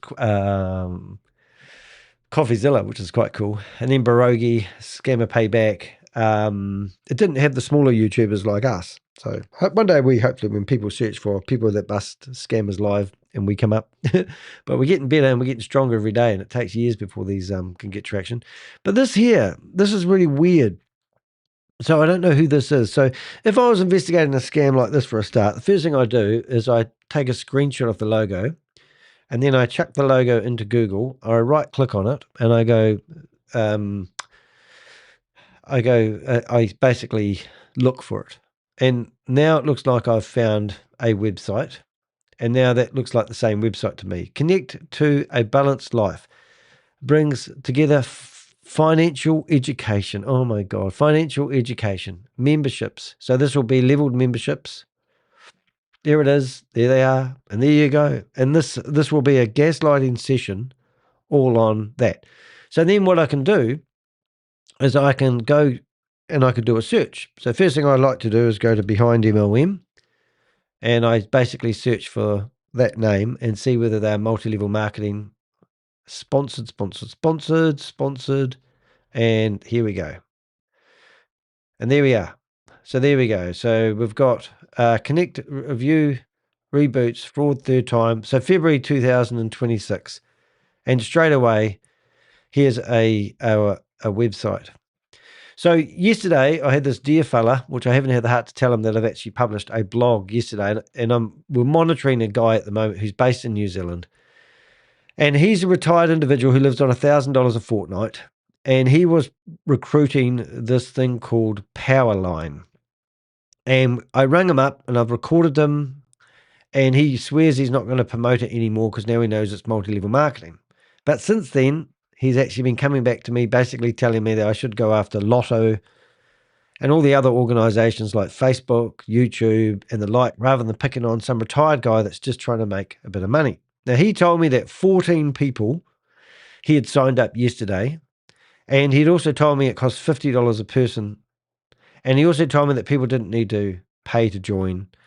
And I got a few mixed stories from him. But anyway, I finished up explaining his story and putting it down here and put it out as a blog. But what really got me, it was he gave me a link to an organization, and he told me that it's just a link. You don't have to do anything. But if you don't do anything, you don't make any money. So by the time we'd finished our conversation with him, we'd found out that he was trying to send me to this link here. And then when you get to this link here, you click on Start Your Guide. And when you start your guide, now we're into a Google Doc session, which we don't know who starts. So you go through this whole Google Doc, and now you're thinking, oh, I've gone down a rabbit hole. But in here, it will tell you that you can sign up for the system. Now, there is a link in here somewhere because I remember finding it. And before you know it, he's sent people, his friends, the people he's networking with, down to the system where you are encouraged to pay. I can't find it now. Where is the link? I think I removed the links because I didn't want people finding it. And they don't have any products. And once again, it's all to do with, I don't even know how that works there, but it was all to do with recruiting. So then I think I did actually find it in here because, there it is there. So I found all these websites. So they had multiple websites because people, so you go to this website, you click join, and before you know it, if you go through all the rigmarole and all the funny, terrible graphics, you find this website. And look, there we go. So this is all, and all the videos that you see are all on Vimeo, and all these testimonials from people that look like. When I first looked into the Powerline team building engine, I was honestly a little concerned because I'm not a technical person. Oh, that's like me. What I discovered is that the system is designed to be beginner friendly. Oh, perfect. So you can sign up here. You don't have to join, but you do have to join to make money. This video does not exist. Is encouraging. It was working yesterday, but now you wonder, and then here it goes. Here was the how much money you're going to make. If you can find 3,645 friends to recruit and they want to sign up and pay $50 a month, you are going to make a monthly earning of $3,645. This is mathematically impossible for people to do this, unless you're Megan and Regan. But it was such a crack up. So these are the schemes that I see all the time. So my goal as a YouTuber is to make it that when people search for this stuff, that my stuff comes up number one. And that's exactly what we do. Now, I'm not having a go at, what his name was, Paul. But Paul is trying to make a bit of extra money by pushing people over a cliff. And I think I've just lost my mouse. Have I just lost my mouse? I think I have. Hold it. We need to plug in power. So it was just quite a shame, but he's a nice enough fella. So I've been corresponding with him, telling him that it was quite a funny recording. I'm sort of hoping that he will. I'm sort of hoping that he will continue to build the Powerline team building engine, because if he does, then I'm going to go after him. But I haven't. When you search for it, you find all these different website addresses, and it gets confusing. But just a wee side story here. But that's him, and I did notice that he had quite a big So this is his Facebook page, and he's got 5,900 followers. Not bad for someone who claims to be 77 or 78 years of age. But he hasn't removed this marketing off his Facebook page yet, even though he claims, because I did say he's going to get investigated by FMA, and he hasn't removed that link, the onboarding link. And if you don't know his name, it's not that hard to find what's up there, but in his URL, you can see that he's got P. Ashton, or whatever his name is. But anyway, just a wee side story. But there's lots of these wee scams that go under the radar that no one can stop. And I could sit here doing, blogs on all these all day long, and it just gets a bit ridiculous. But let's have a listen to this. And this is what I call a blind session, where you can listen and you can't actually do anything. So let's go here and let's have a wee listen for a wee while. And we've just got music. So I'm going to turn that off. We're going to come back to that one in a minute. But what I'm also going to do is I'm actually going to open up another web browser, and we will cause some havoc here, simply because, what have we got? Open up another web browser. Whoops, daisy, it's just gone off the screen. Are we going back? Hold up. 1 minute, please, caller. Hopefully you can see stuff. Right, we've got another web browser, which is now in another browser. And I'm going to open up that window again. I'm going to go back to behind. I think we'll need to go, what is it, behind. Hopefully we can, do we find it? No, we'll have to go hunt for it. 1 second, please, caller. Connect, global. Hopefully we can find it. And your name is Danny D. Heck. And here we go here. All right. So now I've got 1 minute, please, caller. So now I've got what I'm going to do is I'm going to go to the chat room. Scam, paste, and I'll grab what is it? Wealth engine launch. Whoops, excuse me. All right, and I'm going to show you something I'm doing in a second, just to show you what we do. Select all, copy. Right. All right, so let's go back to this, which is here. We won't have anything here, but I'm going to flood the chat room, which is behind me, using a different. All right, so now I'm just going to flood that chat room. As you can see, the chat room is absolutely going off. That's because I'm on a different web browser, and I'm posting Michael Lynch, laugh my loud, is it? Blog, third party. Oh, good one, brilliant. So you can see that I'm just flooding the chat room. So this means that the people in this will not probably be watching, but I'm probably going to, I can see their mouse is moving on the screen. And that's going to be enough of me doing what I do there. But anyway, they'll have to remove those one at a time. And when they click on it, they'll get there. And I've been removed. So that they've removed me from the chat room. And I'm going to see what they've done with the music, which I'm still in here. Yeah. So I'm still playing music. So now what I'm going to do is I'm going to go and clear the browser history, delete the data, go back in here. And I'm going to put Ken Logger. All right.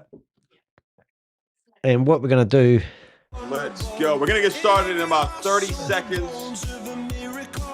30 seconds here. We're going to get started. We got Baltimore in the house, Asheville, Guyana in the house, Trinidad.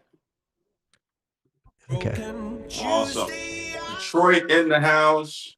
All right. So we're going to take a lot of notes on this call here tonight. If you're a guest listening in, I want to welcome you to the call. All right. So we'll just get rid of one of those echoes. All right. Got about another 20 seconds. All right, so the chat room's still open, which I wish I kept that. I have got it here. So let's have a look. Now, do you anyone else? Super excited to be on with you guys tonight. All right. Well, good evening, everybody. My name is David Imonitier. Definitely excited to be the one to actually share this concept with you. We're excited about the information that you're going to hear tonight. Give me 1 second. Give me 1 second, all right.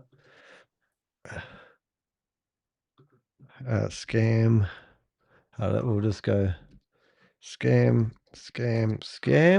Fantastic. We're excited about the information that you're going to hear tonight. You're going to hear really the total vision of what we have here with Connective, ladies and gentlemen. I am so excited about the future. I'm excited about what's going on right now, but even more excited about what's taking place Here we go. Here within this company and what is about to happen, what we're putting together here. Ladies and gentlemen, I've been involved in this industry now for the last 22 years. Of course you have. Actually coming up on 22 years in this space. I started at the age of 21, and I did what my parents told me to do. My parents told me to go to school, get grades, graduate, go out and get a good job and all that good things. And I tried it out and didn't really work out for me. I got introduced to this space, this industry of network marketing, and it completely transformed my life. I was able to really learn some principles, some belief principles, success principles that allowed me to go on and have major success in this particular profession, along with helping other people do the same exact thing. So over the next few moments that we're going to invest some time together, I want you to evaluate the information that you're going to hear here tonight, and then make a sound business decision to be a part of what it is that we're actually doing. I'm excited about he's changed what the chat we're room doing so only with participants This is can... a company that has really just rebranded and relaunched. And come May 30th, you're going to see the future with the health and wellness side of this particular company here. And what we've done here is we've put together a platform that's really going to do three things. It's going to help people with financial solutions, but it's also going to help people with health and wellness solutions, and also give people he's a one-man show because I can hear him pause. Well. What we've also done is we figured out a way to really connect people with, educators, experts, softwares that can allow them to really capitalize on some of the largest financial markets in the world. Outside of your faith and your family, each and every one of you on this call would agree with me that your health and your wealth are the two most important things to you. Well, that's what we want to bring to the world. That's what we want to connect the world to, where they can get the financial education they need, they can get the wellness solutions that they need, and they can also get the lifestyle benefits that every single person actually wants as well. Now, when I will share with you, when you look at this concept of what we have here within our company, when you look at InvestView, it was the parent company that actually owns Connective. InvestView is a publicly traded company.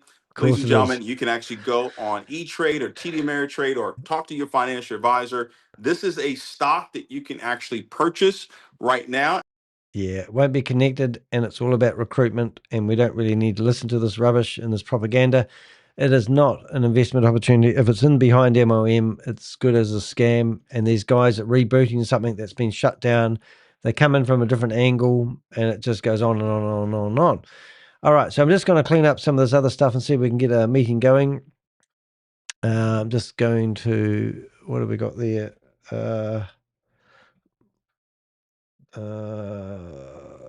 Right, I'm just seeing some other stuff popping on my screen. I'm just going to get rid of all these links that have been dead since last time I'm here. It's quite amazing.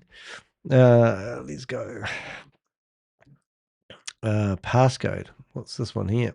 Let's see if we can find a passcode. I always like these passcodes which don't have passcodes. Oh, I think I do have a passcode. I'll just bring that up. 1 second, please, caller.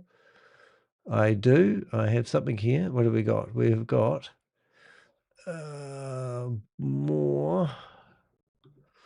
What have we got here? Oh, the VYB. Hold it. Oh, there's 707. Oh my goodness, we're good at this, aren't we? Look at this. Let's go to that one.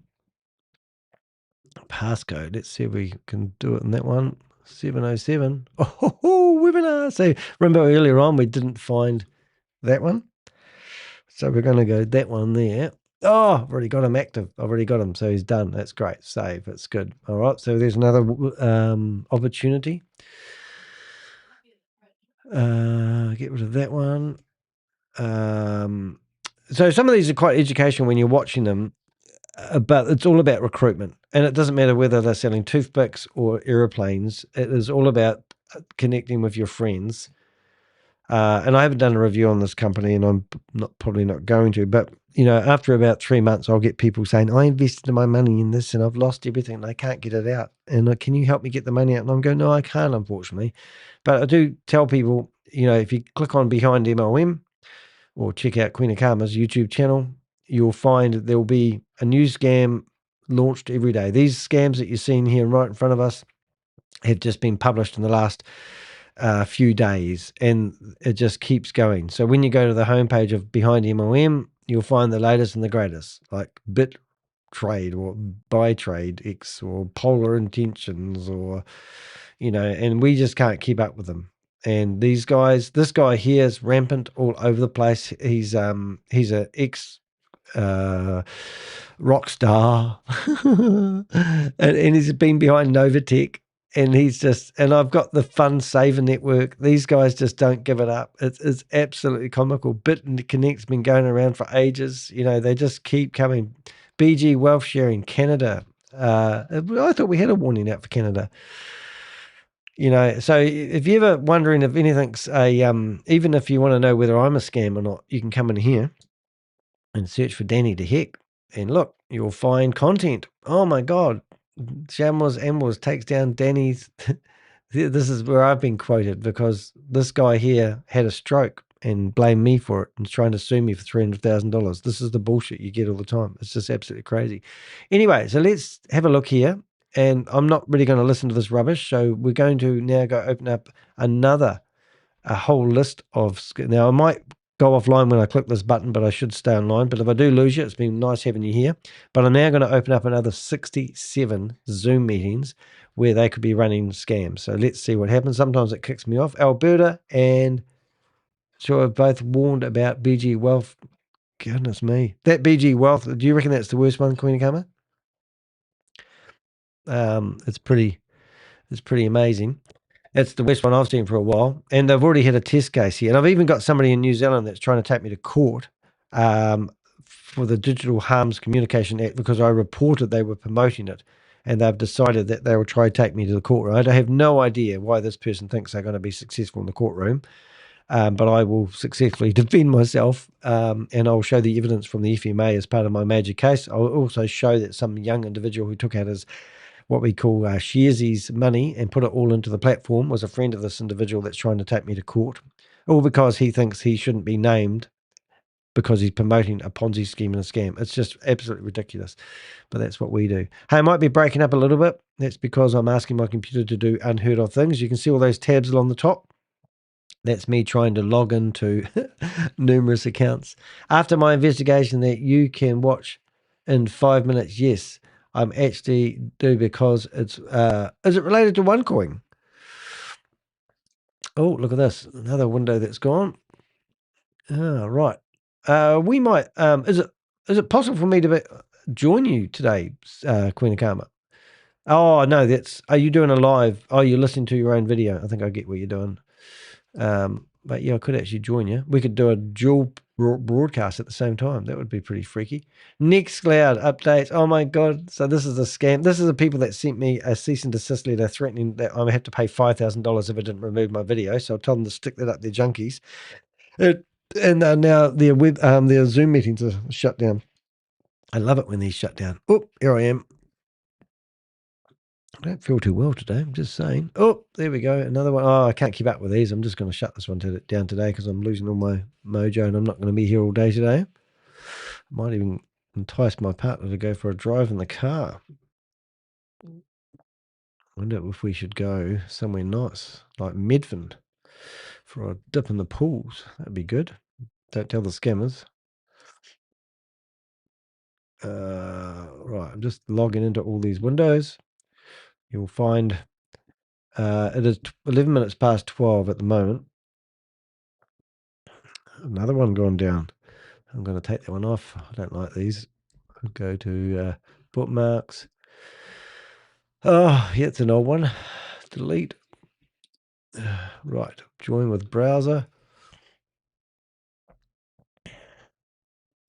Another one down. Oh my goodness, they're all falling over. Maybe Zoom, as a person that facilitates these scammers, maybe they're finally listening to people who report them like I do. So here's 2 links I can get out of my database. That would be quite nice. Oh, I don't even know who these people are. Anyway, it's always fun to have a little bit of a look. Another one. Oh, goody. Oh, that's great. So these are all from our archives, which shows us that global community personal meeting room. Either they've got sick of my team going after them, or oops, another one. Oh my goodness, there's tons of them. I've got a lot of homework to do. I'm tidying these up as I go. I hope you don't mind. Money, the A-team Zoom meeting. That one's down now. Another one down. Oop, I won't do this one today. Or do I? Let's have a look. I'll just see if I can find it while I'm looking really quick. Nope, can't find it. So what I do is we'll try this one. We'll go ID, password, and then like this. Nope. So that hasn't been published anywhere on the internet. Oh, there it is. Well, look at that. Search. Is it a phone number? No, it's a phone number. Forget that one. Let's see if we can find any others. Let's carry on. Let's carry on. We'll tidy up all these as we go through. Another one. I am going to get rid of these. I can't help myself. Otherwise, it's going to be shit show if you don't keep up with them. Delete. That one. That one. Open with Zoom.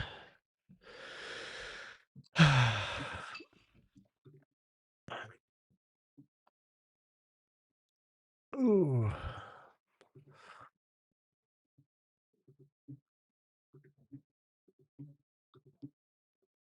Yeah. Let's go. Let's go. Let's go. Look at these, eh? You wouldn't believe about it, would you? Alrighty. So if you want to support the work that I do and the Avengers do, please do go to theheck.com. There's a support link down the bottom here where you can actually become a monthly member, or you can buy me a cup of coffee, and you can do it all anonymously. No reason not to give to our cause and what we're doing, and all the donations will help with the running costs and the time, and the legal expenses that we have sometimes, and travel. Just come back from America, which was absolutely awesome, to investigate a scam called Goliath Ventures. 2 days after I got home, the US government charged Christopher Delgado in connection to a $328 million scam. And it was absolutely awesome. So that was pretty exciting. But yes, a lot of that work is unpaid for by YouTube dollars. People think we make money on YouTube. We don't. Same with Queen of Calm. If you want to support her, I can see in her chat room, she is also saying you can give her payments via PayPal, which is really cool. So we do this because we don't like people getting scammed, and we really try our best to put out warnings there for people. But where we see these scams being promoted are in Zoom meetings. So as you can look here, you can probably see what I'm doing is I'm going into these Zoom meetings to cause disruption. It's not rocket science. Joseph Tran. Have we got his? I didn't realize we've still got him out there. Oh, Joseph, waiting for host to start the meeting. And sometimes we just monitor these meetings. Now, this is interesting. This one back here is actually Metaverse. And I'm getting emails from people who have been pitched this 3D reality world that never will eventuate scam, asking me if Dr. Snuffleupagus, I call him, is actually a genuine person or a scammer. And I'm glad you reached out to me, because he's definitely a scammer. And we've got evidence proving that, which is even better. He was connected to OKX, which is an exchange used to promote Hyperverse. And we've got lots of videos of him with Sam Lee and Shavis Anwar, which is quite exciting. So if you ever are in doubt and you want to throw a name at us, please do reach out to me via my website. There's a contact page on my website where you can actually ask those type of questions, and we'll quickly point you in the right direction to a video that we may have done in the past to highlight, how these scammers work. And my dog is out there barking his head off. He must think he's out of control today because Dad's busy behind the computer. That's Pixel. I'm just getting these going.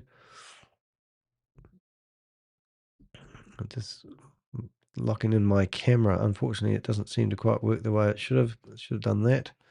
If you can see, but you can see that loopy-doopy thing going around. That's one of those.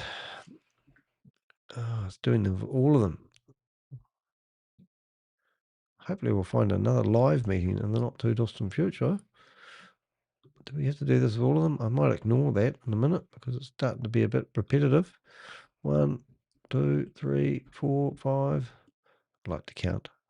It's my ADHD. Did I hear you? Oh, he's not there. I thought a doggy was at my feet. I was going, did I hear you outside barking your head off? Oh, there we go. Camera on. All right, let's go have a listen to Queen and Karma, I think. Is she still in here? After my investigations, that you can watch 5 minutes. After the investigation, you can do it. All right, we're going to actually go and listen to Queen and Karma.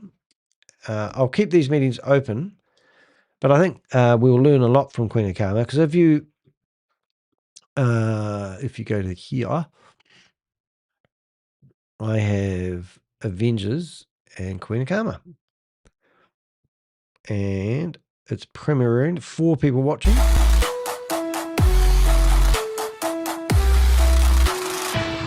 Hello. Alrighty. Tonight I'm taking you through the full investigation into the multi-level marketing company BG Wealth Sharing, what they claim to be, how their business model works, who they say is running the company, and what I found when I started verifying those claims. This is a chronological reconstruction of the evidence. I want everyone to not back down when we encounter rumors, slander, and defamation from the outside world again in the days ahead. So we must stand on the same front with BG, unite and firmly safeguard the rights that belongs to us all. I repeat, belongs to us all. We are all equal here in BG. External rumors will not change BG's essence, nor will they hinder its progress. The unity of every member is the most powerful weapon against rumors and doubts. It is precisely because of our unity that BG can continue to grow stronger. So, friends, no matter where you are in BG, whether you are a recent member or a leader with a significant achievements, as long as you're willing to preserve send us some love if you can, guys. You'll be able to realize your value here. BG Wealth Sharing presents itself as a financial technology company offering AI-driven trading, quantitative models, and automated arbitrage. Their website describes a system that generates consistent daily returns with minimal risk. They position themselves as a global investment platform with a British CEO, international offices, and a sophisticated trading engine. The compensation plan is structured around fixed daily returns, tiered investment packages, referral bonuses, team-based commissions, and escalating rewards for recruitment. This is a recruitment-driven model. There is no evidence of real trading activity, no audited financials, and no regulatory registration. Before we continue, I want to play a 6-minute video that they uploaded. That's a short overview of the entire business model. Let's get into it. Let's see if we can get rid of me. Welcome to BG Wealth Sharing and DSJ Crypto Exchange. We are joining forces in an exciting cooperative partnership to launch an innovative long-term supplemental income wealth sharing program. This visionary opportunity is designed with the help of AI for individuals eager to start earning consistent supplemental income. Is earning $300 to $600 or even $700 to $900 in monthly supplemental income helpful for you and your family starting next month? By using our unique AI data collection system, along with professional analysis and calculations, our goal is to help individuals achieve financial independence by trading the cryptocurrency market using our trade signals. It is truly remarkable. Over the past 3 years, our trading signals have maintained an incredible incredible accuracy rate of 99.6%. This Bullshit. proven track record of reliability and precision is the key to achieving your financial freedom. By who?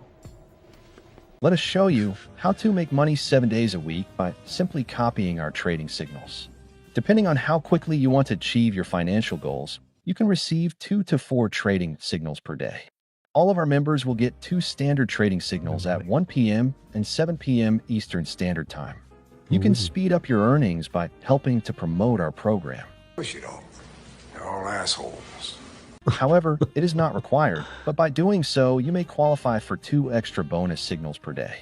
After the trading signal is released, simply copy and paste the provided codes to start generating profits effortlessly. Let us show you how to take the trades.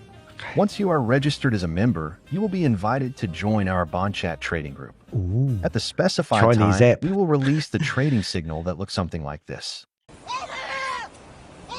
Oh, she's a crack up. When the signal shows up, all you need to do is copy it. Then switch over to your DSJ trading platform and follow these 3 steps. Step 1, click on Futures. Step 2, click on Invited Me, paste the codes here, and click on Confirm. Step 3, click on Position Order. That's it. Now we just sit back and wait 5 to 10 minutes for the trade to complete to see the profit. Here's a quick snapshot of our DSJ crypto exchange program. DSJ Exchange is officially licensed and authorized to operate in over 30 countries and regions worldwide, including the United States, which has recently been approved. You can go to https://www.sec.gov and search for CIK number 00020768856. The website will provide you with additional detailed information about the company. For this presentation, we will just show you the copies of the registrations and certificates. Oh, easy peasy. Here is the certificate of the cooperative contract between DSJ Exchange and BG Wealth Sharing. This is a 10-year contract, and 3 years have passed. So I just want to go back to that because I know Queen Karma will cover this. Here will provide you with additional 076. So let's just stop that for a second, and we're going to go to SEC. Or sec.gov, and then we're going to put in the number in there called 0002, and this will mean they've applied for something. It doesn't mean they've got anything, and it doesn't prove that this company's anything. So first of all, it tells me no results using that number, and I've got the right number. Yeah, it's got no results finding that number, but when I did search for it, it did actually come up with that exchange number, and it's just now got complicated, and I can't find it. Anyway, let's go back to where she was, and we'll speed it up a little bit, and we'll go to play. And I'll show you the copies of the registrations and certificates. Here is the certificate of the cooperative contract between DSJ Exchange and BG Wealth Sharing. This is a 10-year contract, and 3 years have passed. This means we will have roughly another 7 years remaining as of 2025. Thanks over here, you jerk! Don't miss out. Take charge of the time remaining to benefit from our proven 99.6% trading accuracy and secure your financial future today. To participate in our trading program, there is no cost to register and no monthly fees. The only thing you need to decide is how much you want to start your trading account with. You can start as low as $300. But for immediate impact on your finances, we recommend at least $500. As shown on this chart, you can start with $500 and go as high as $5,000 maximum. Seriously, this is ridiculous. Depending on your initial startup amount, the individual referring you will receive a referral bonus, and you will also receive initial startup rewards. We know you will agree with us that safety is key. So that's why 100% of your funds are placed in your personal trading account. This means you have 100% control of your money. They cannot be trusted. As shown here, 100% goes into your personal account, 0% in the company account. Cannot be trusted. As mentioned earlier, promoting and team building are optional steps. There's no need to promote or share this with anyone. Simply focus on executing 2 trades per day, and you can achieve impressive financial results with ease. With that said, the financial rewards can be significantly higher when you choose to share. We encourage you to connect with the person who introduced you to our program to explore the benefits of sharing and learn how the dynamic team volume dividend can boost your earnings potential substantially. This sounds like a pyramid scheme. We know and we are confident that our 99.6% accuracy rate will produce a winning trades. But once in a while, the trade transaction may fail. In that case, you will receive an extra trade signal to make up for the failed trade. Okay, Bill, this is clearly a pyramid scheme. We're not interested. Let us take a look at an example of a person starting their trading account with $1,000 initial startup. There is a $50 reward to start your trading, so your trading balance is $1,050. Our system is set up to trade only 1% of your total trading balance. This means only $10.50 is used to take your first trade. Now we will show you the outcome of your first 30 days of trading. Day 1, $10.50 is used for your first transaction. The profit for your first trade is $7.35. On the second trade, you make $7.40. Your ending total for the day is $1,064.75. Sounds like a scam. For day 2, you risk $10. Interesting enough, I've just put that into ChatGPT and I've asked it, what does that mean with that registration? 1. This is not approval from the SEC. The very first line tells you everything. The SEC has not necessarily reviewed this information. Do not assume it is accurate. This means the SEC has not verified anything. The SEC has not approved the business. Anyone can file this form with minimal checks. This is just a notification, not a stamp of legitimacy. There you go, there's the truth. $64 and make $7.45 on your first trade. Then on second trade, you make $7.51. You earn day 2 $1,079.71. As you can see, you executed 2 trades per day for 30 days. Here is the outcome. On day 3, your account will have grown from $1,000 to almost $1,600. From this example, we can see that anyone looking to earn $300 to $600 per month in supplemental income, we can help you accomplish that in the first month. Here is another example. If you start with $3,000 initial startup, doing exactly the same thing as the previous example, your $3,000 will grow to almost $4,800 at the end of 30 days. Lastly, for those of you who start with $5,000. At the end of 30 days, your account will have grown from $5,000 to almost $8,000 in 30 days. This is just a brief overview of our trading program. It's a scam. It's a scam. And I refuse to be scammed. If you're seeking an opportunity to earn supplemental income, this could be the ideal solution for you. We'd like to hear your thoughts on what you think about our program. It's a scam. So the other thing it said, when I looked up that, it said there's one person, one key person behind the whole company, no corporate structure, which means it's just one point of control, which is another high risk factor. Scam. Please get back with the person who shared this video with you. Thank you. Shut up, you fucking BG Wealth claims to be an MLM, but the structure they present is really just a deposit and recruitment system. Members join by depositing money into one of their trading packages, which start at a few $100s and scale upward into the thousands, depending on the tier. They advertise 7 levels of commissions and bonuses, but every level is tied directly to how much money your recruits deposit, not to any real product or service. In many jurisdictions, paying people for recruitment rather than for sales is illegal or non-compliant with MLM law, yet BG Wealth's entire payout system is based on exactly that. You earn more only when you bring in more people who put in more money. The trading story is just the wrapper. The actual compensation structure is a multi-level recruitment chain built around deposits, not legitimate sales. Oh, look, I'm in Queen Cam's Now that video. you understand what BG Wealth claims to be, let's look at who they claim is running the company. On their website, they list a CEO named Stephen Beard. And according to the website, Stephen Beard was born in 1985, is single, British, likes fitness, boxing, swimming. I love Queen of Karma's breakdowns, but also he's not the person on the SEC filing, is he? Different person's name. Travel, golf, and etc. His finance major at Oxford Brookes University is one of the most recognized fields. The university's finance major usually covers a wide range of financial fields, including investment banking, financial markets, corporate finance, international finance, and other aspects. The Department of Finance obtained a master's degree and doctorate in finance. And that is the official biography. I want to introduce you to the person BG Wealth claims is Stephen Beard. I found a live stream he did on March 15th of this year, 2026. It is extremely revealing in terms of cadence, tone, presentation, and how he communicates. So let's get into that. That's because I'm trying to hide. I don't think so. It's just a connection. I think she's an American too. Because judging by these times, like, hard to say what can expect us tomorrow. Because some experts have been saying that the World War III already started. But yeah, so anything can happen, my friends, especially with the internet, because this is particularly like a weapon right now in the wrong hands, unfortunately. Especially talking about our rivals. Oh, me? Rivals. Now, well, I suppose we can begin. Maybe connection will be better within a time. So yes, sir. Yeah. Well, first of all, I would like to congratulate you ladies, Gaga and Linda, with achieving level 9. This guy is the next one is level 10, I guess. Absolutely, sir. Sure. Thank you so much for your mentorship and guidance, Dr. Beard. It wouldn't not have happened. Dr. Beard, it was not prove he's a doctor. From day one. So thank you so much. We appreciate you. It's all the rewards belongs to you. It's all your hard work. Queen Karma needs more money because she needs faster internet. Let's begin. Yeah, everybody are here.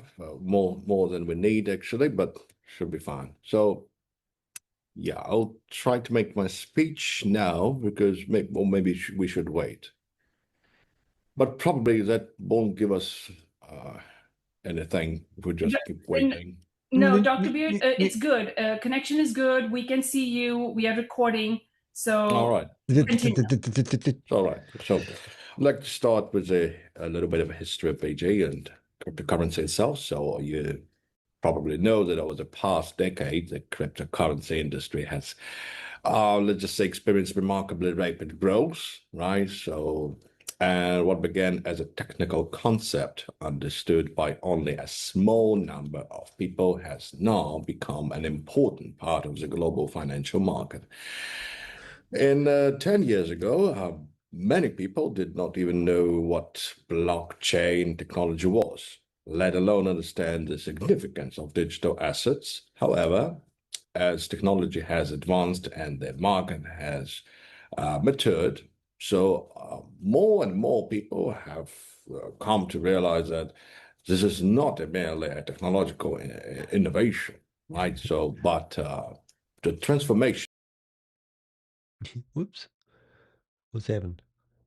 Is that me? Of the financial system itself.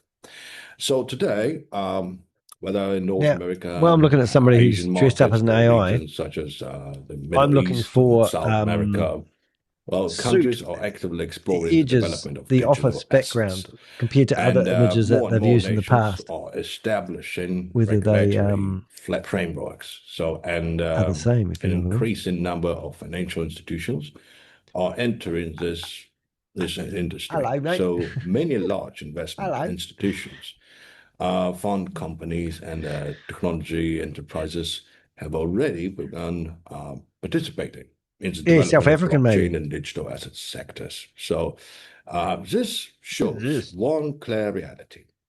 The cryptocurrency industry has gradually moved from its early exploratory stage towards a more, let's just say, mature phase, right? So, of course, when an industry develops rapidly, opportunities will naturally increase, but so will the risks, right?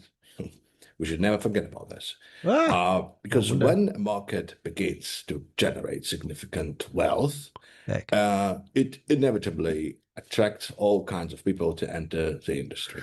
So some people genuinely wish to contribute to the development of the industry, while others simply want to make just say money as quickly as possible by any means necessary. So therefore, in the cryptocurrency industry, we often see two different types of platforms, right? The first type consists of platforms that are regulated, are properly licensed, and built with long-term development plans. So the second type includes platforms with no regulatory background at all. So relying solely on marketing and promotion to attract just investors, like I said. So a few days ago, one of our team members sent me a message and shared something with me. He said that someone had been repeatedly recommending a so-called new project to him. So every day, they posted messages in the group claiming how high the returns were, how quickly people could make money, and even promising very attractive profits within a short period of time, of course. Very short period of time. At the beginning, he was somewhat tempted as well. Because from what he saw in the group, it seemed as though everyone was making money. So every day, there were screenshots every day. His skin looks very AI. Whole success stories.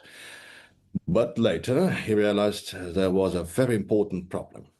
Well, this problem had, this platform had no regulatory information at all. So there were no publicly known team members, and no one was willing to step forward and face the community. So many of the so-called leaders were nothing more than a profile picture and a name. That's it. So, and after some time, the platform suddenly began to encounter various issues. At first, withdrawals were rejected and restricted, even so. So then they claimed the system was under maintenance. Eventually, the entire website became inaccessible. Okay. And a lot of people who had invested money could no longer withdraw their funds. You don't say. So when he later reflected on the situation, he finally realized something also very important about this. Very A important. truly reliable platform never relies on exaggerated promotion to attract people.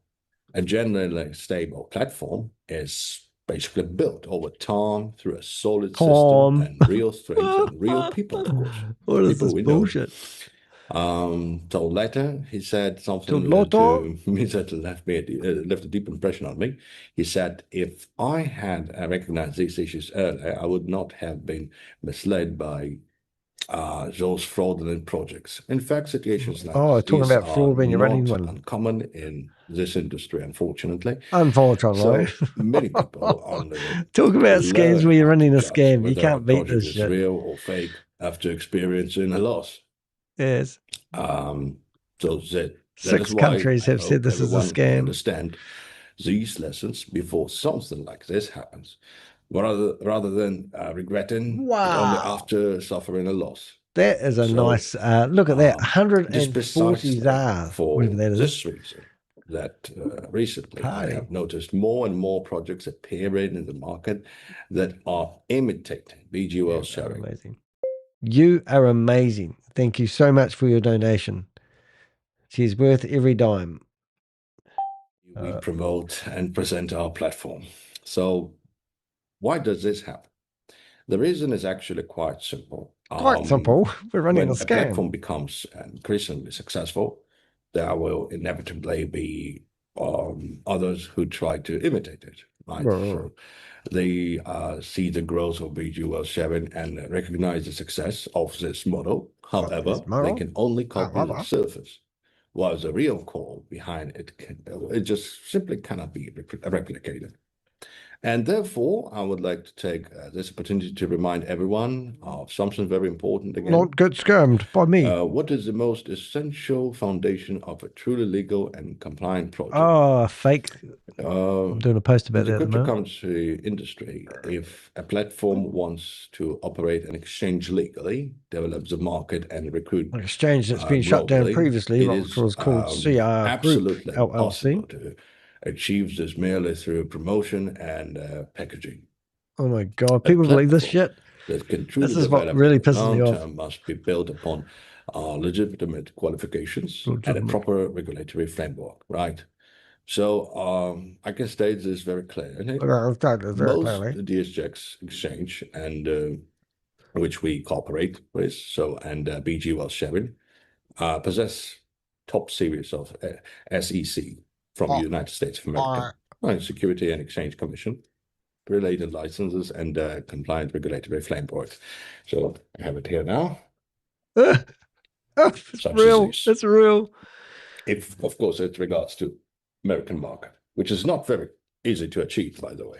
No. So no, you just applied for it. This is fundamental requirement that any truly legitimate platform must possess. According to the U.S. Security and Exchange Commission, BG Wealth Sharing Limited is actually not registered with them. I repeat, they are not registered with them.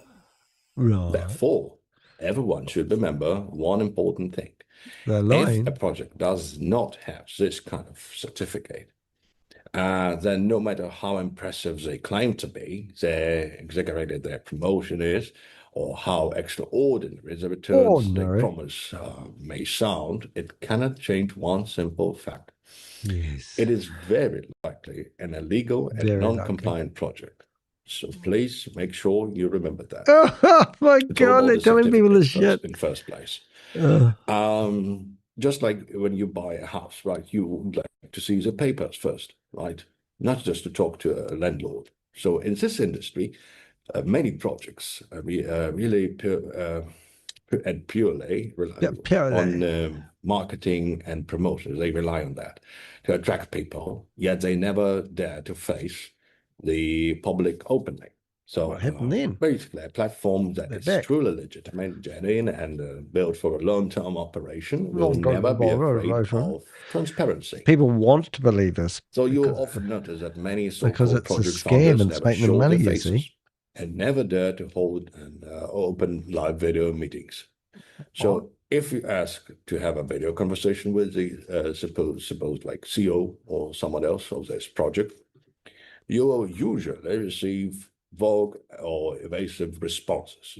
Vague. In Vague the end, responses. you will never actually see the person. Oh, is that a me? They certainly will not do what we do here, regularly meeting everyone face to face through open communication. So the reason is actually very simple. Very simple. What is false will always remain a false. So they do not dare to be public because once things are exposed to the public, many truths can be no longer can be hidden. So thank God we're different. A different type of platform. Stephen Beard gives directions for how to pull out your funds and asks that someone provide their ID. And they respond, but she can't answer my questions. Why can't I find your information anywhere outside of the BG Wealth website? Just want to be sure I put my money in good hands. Stephen says, did you add Alina03? Yes. You guys are just asking me to add and talk to the other person. Stephen drops this link. BG662.com. What does that mean? I'm asking for your credentials outside of your website, please, sir. Sir, stop calling me sir. Stephen replies, this is BG's official website. You can see my personal information and company information here. I have funds, but my wife will kill me if I lose them. Please share Oxford credentials outside of the site. So weird that I can't find you. So Stephen drops a BG Wealth Sharing Limited Australian Company Investment Partnership Commitment Letter. Whatever that is. This is the only way she will let me, sad crying face. We are in America. What about SEC?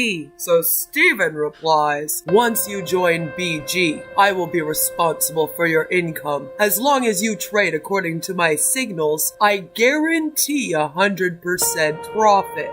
She only sees bad reviews and won't let me. That's great, but I can't find you, sir. Stop calling me sir. So Stephen sends a whole bunch of screenshots of some alleged transactions and proof that BG Wealth exists, I guess. And then he also sends the U.S. Securities and Exchange Commission alleged certificate for DSJ Exchange Party Limited. Then Stephen shares the U.S. Securities and Exchange Commission for BG Wealth Sharing Limited and some more information apparently proving that he's registered the company with the SEC. And then he drops this link. And that link doesn't lead to anything, at least not anymore. So the person responds, but your SEC filing was not approved. So Stephen says, our BG's US office is currently under construction. The SEC RIA license requires a physical office for registration, but we already have SEC RIA qualifications, and the SEC RIA license has already been mailed to our headquarters. I have the certificate in my possession.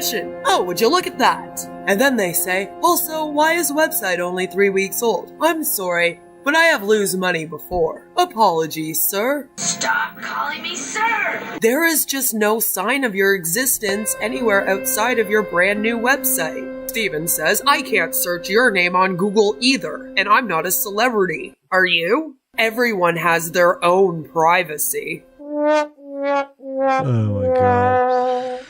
And they ask, why does this show from earlier this year? And the conversation ends with Stephen saying, please contact my assistant, Alina. She will guide you through the extraction process and verify your personal information on your DSJ account. And also, bind your crypto wallet address. We're willing to face all members openly. We're willing to communicate with everyone through real video meetings and transparent conversations because we believe that true strength does not need to be hidden, right? So if you look closely, you'll notice that these imitators are copying our promotional benefits, copying our operational model, and even trying to associate their names with ours in every possible way. So why do scams they getting imitate copied. us?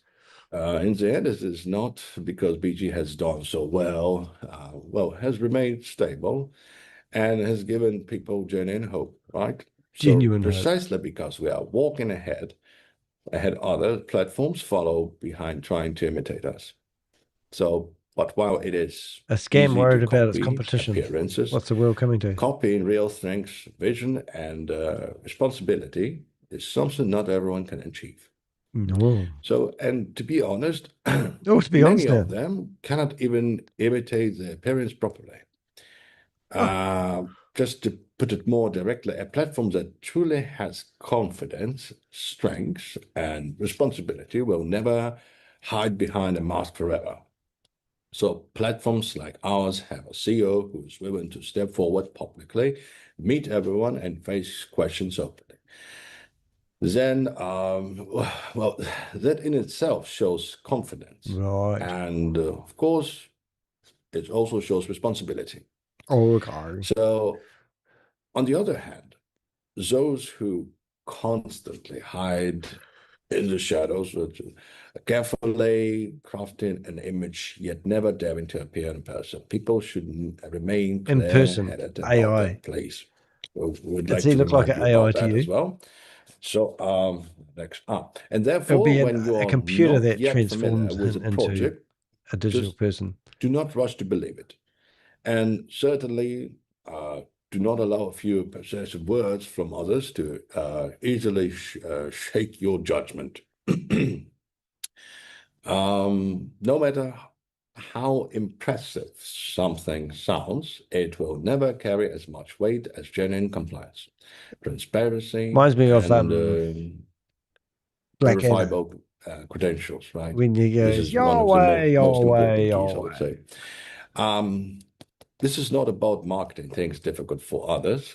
It is about protecting yourself and being responsible for your own funds and your future, of course.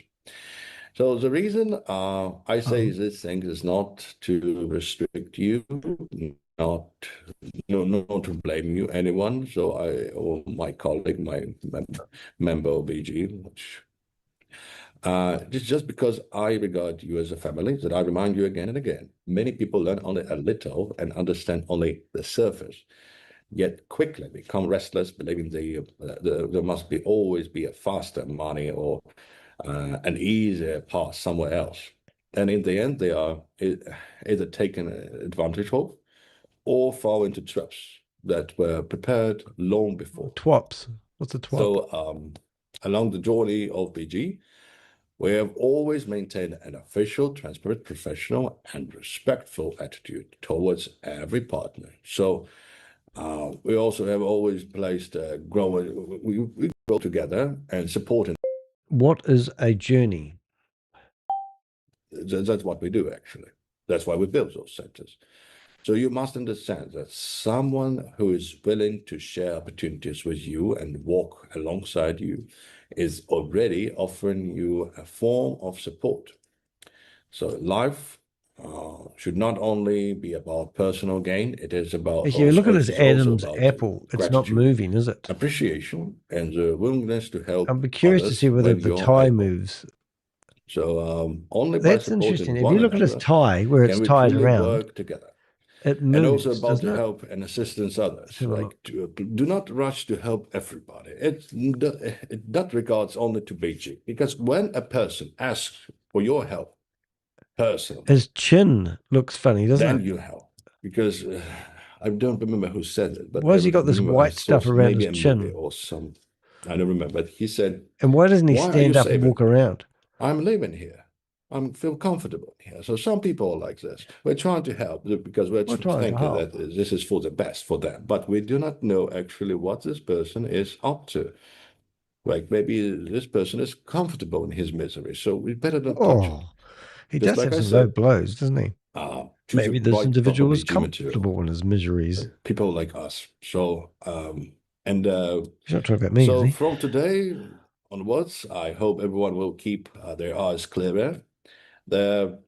mind's steadier and steps more grounded. Right? So do not be easily carried away by sweet-sounding promises from outside, and do not allow temporary curiosity to make you doubt those who have genuinely taken responsibility for you, protected you, and considered you best interest, your best interest.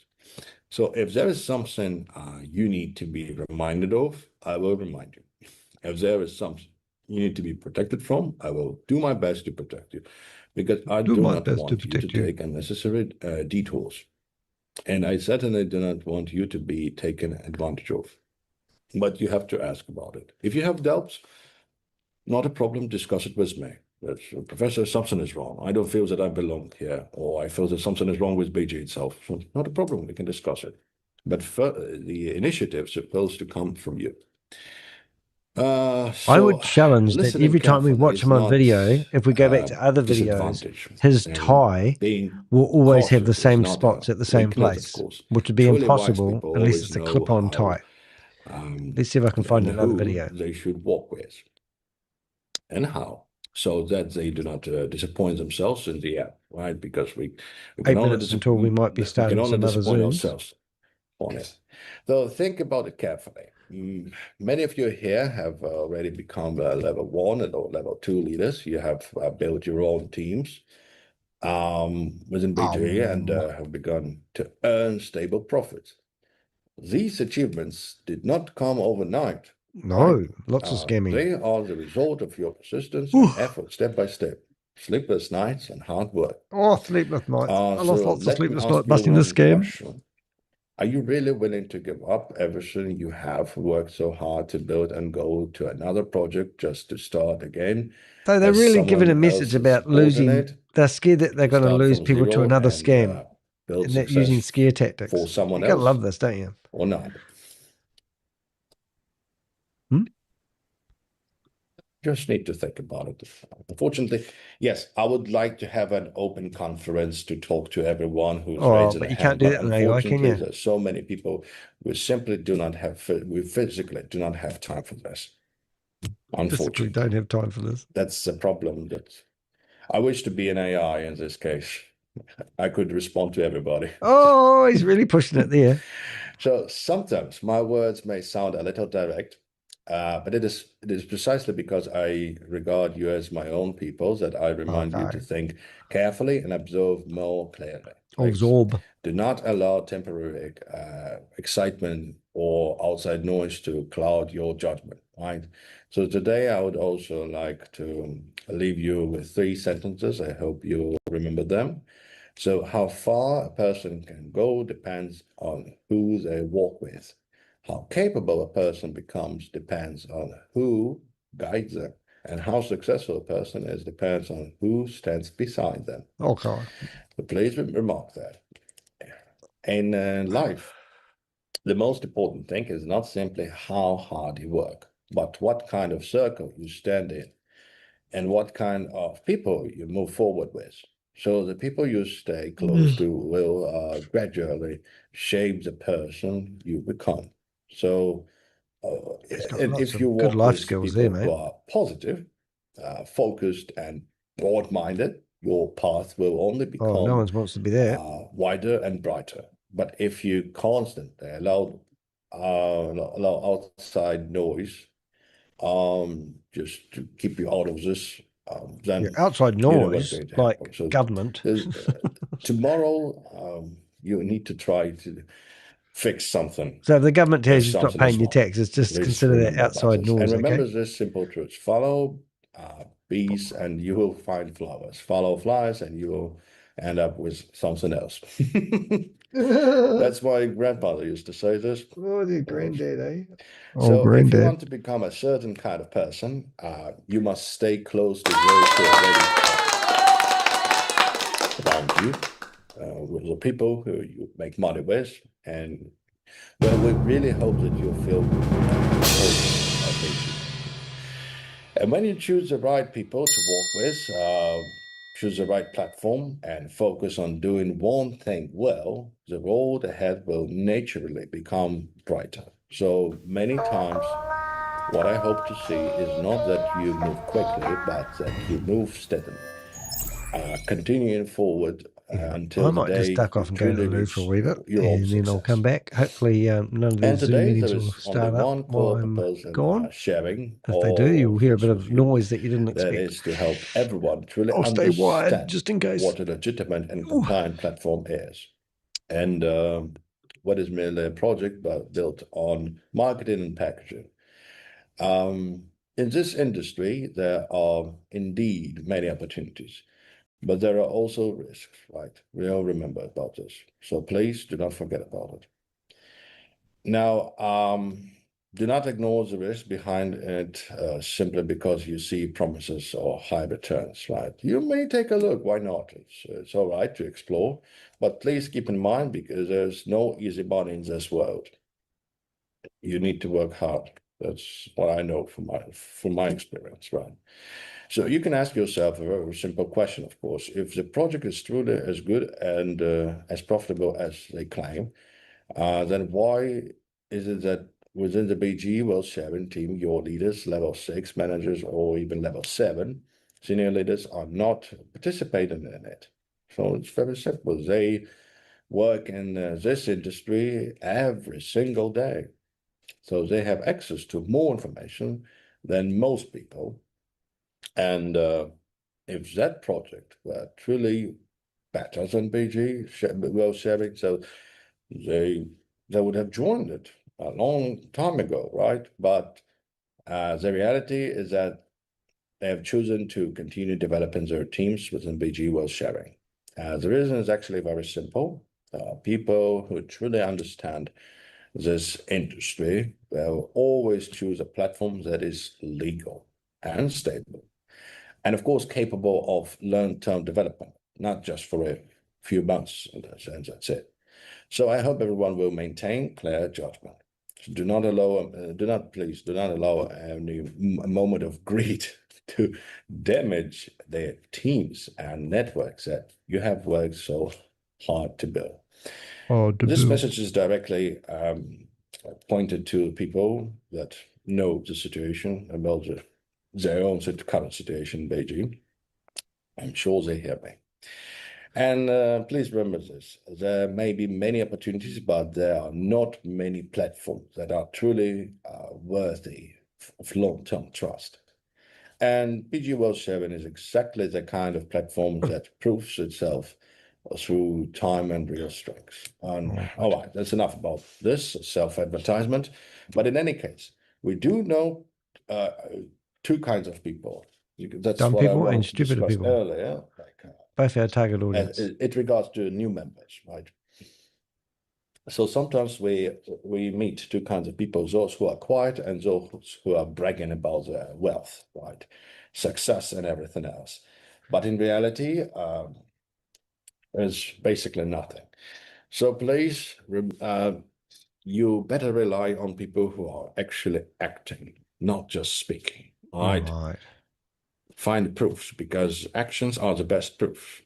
That's why. That's got a good point there. Ladies love men just because they act, they do something about it, not just saying, right? Because that's true.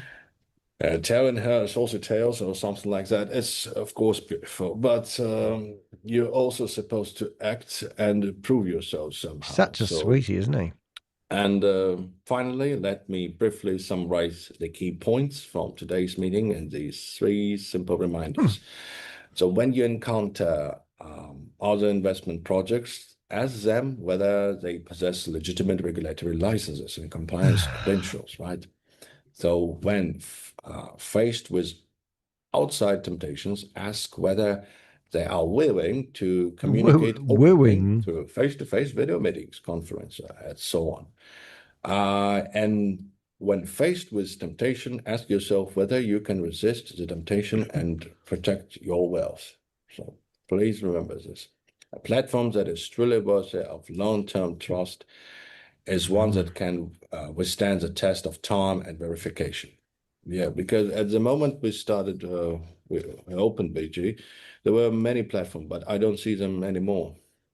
I'm not saying that they're scams or anything like that. No, because I don't have any proofs, so I do not speak about it. You don't say. Proof.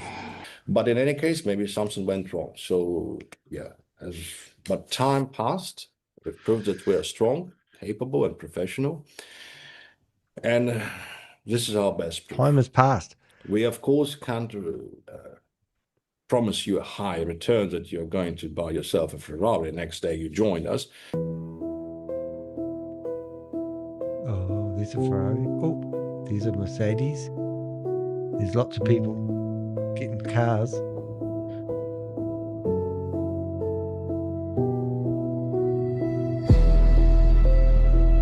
Wow, there's the pictures there of all the cars they're promising people. Why can't I get a car? I want a car. BG Wealth.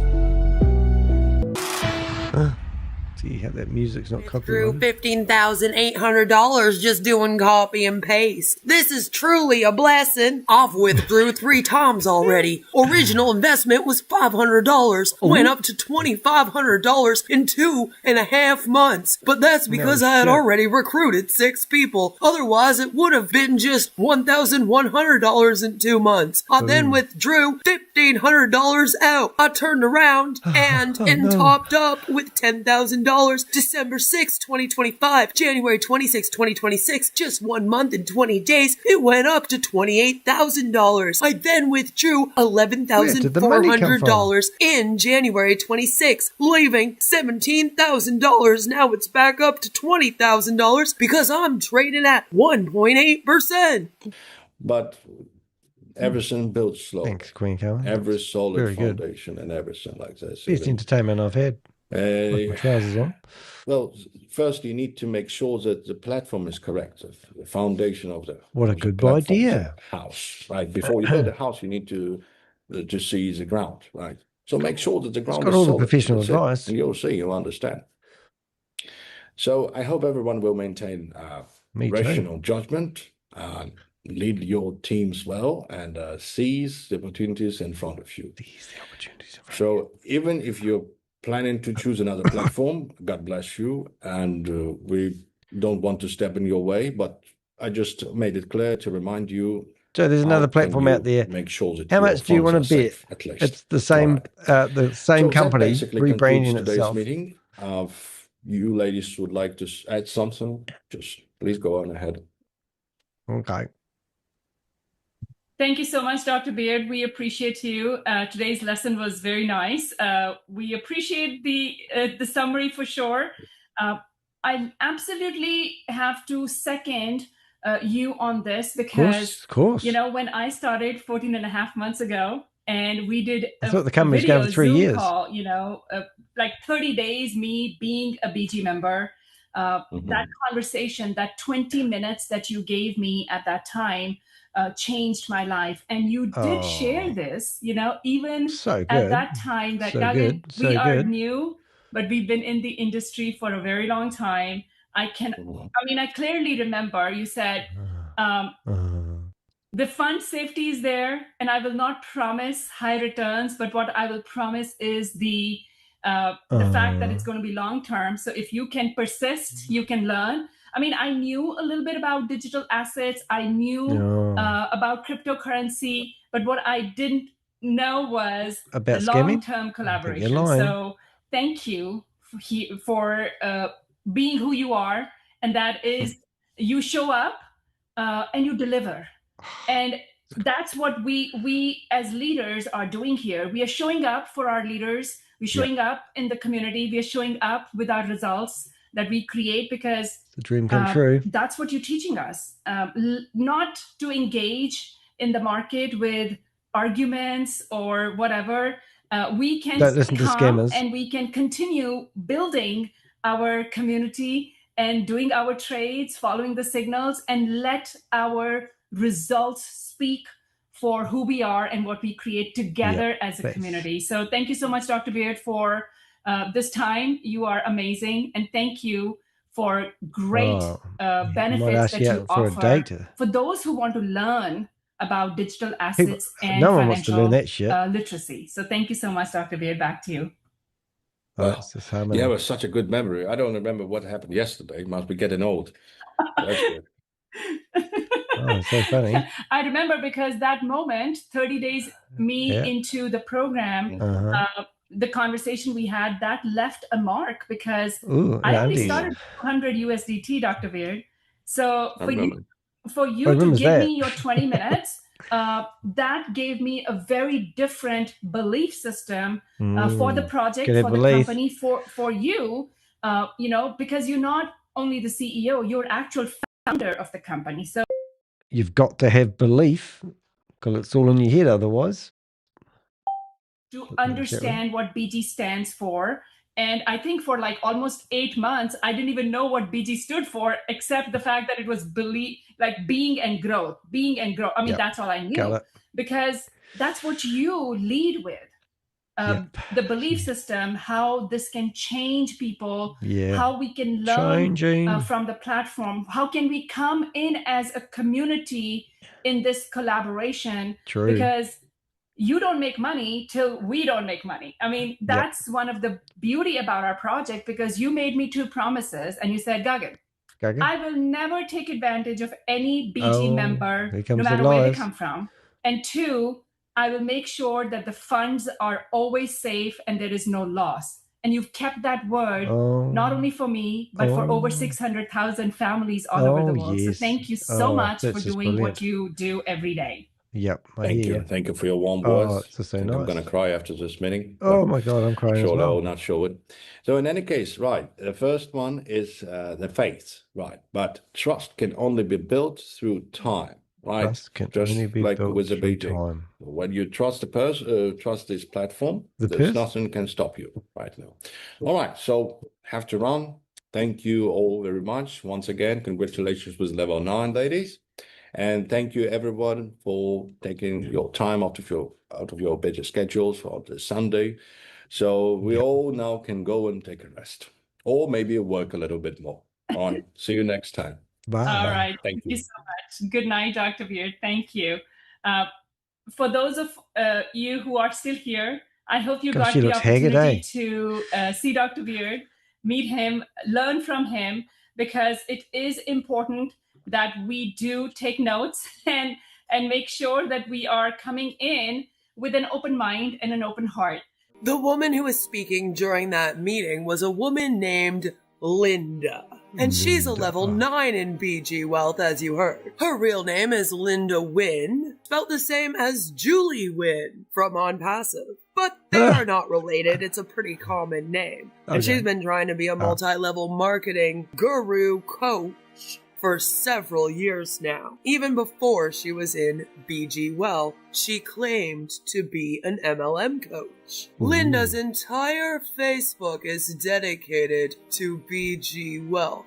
She posts about it constantly. And she even brought her team from, what she was doing before she was in BG Wealth. So it's another case of the MLM team moving to a new MLM and looking like it grew ever so quickly. Linda here also has a YouTube account with over 8,000 subscribers, and as you can see, she posts a lot about BG Wealth on there. If you go to her About section and you view her email address, you will see that it is actually tram.dt1980. This is because her real name is Tram Wynn. She goes by Linda as her Western name. I love Westerns. And she was born in 1980. But this live stream isn't about Linda. We can look further into her. We've got a file on here. This is all about Mr. Stephen Beard.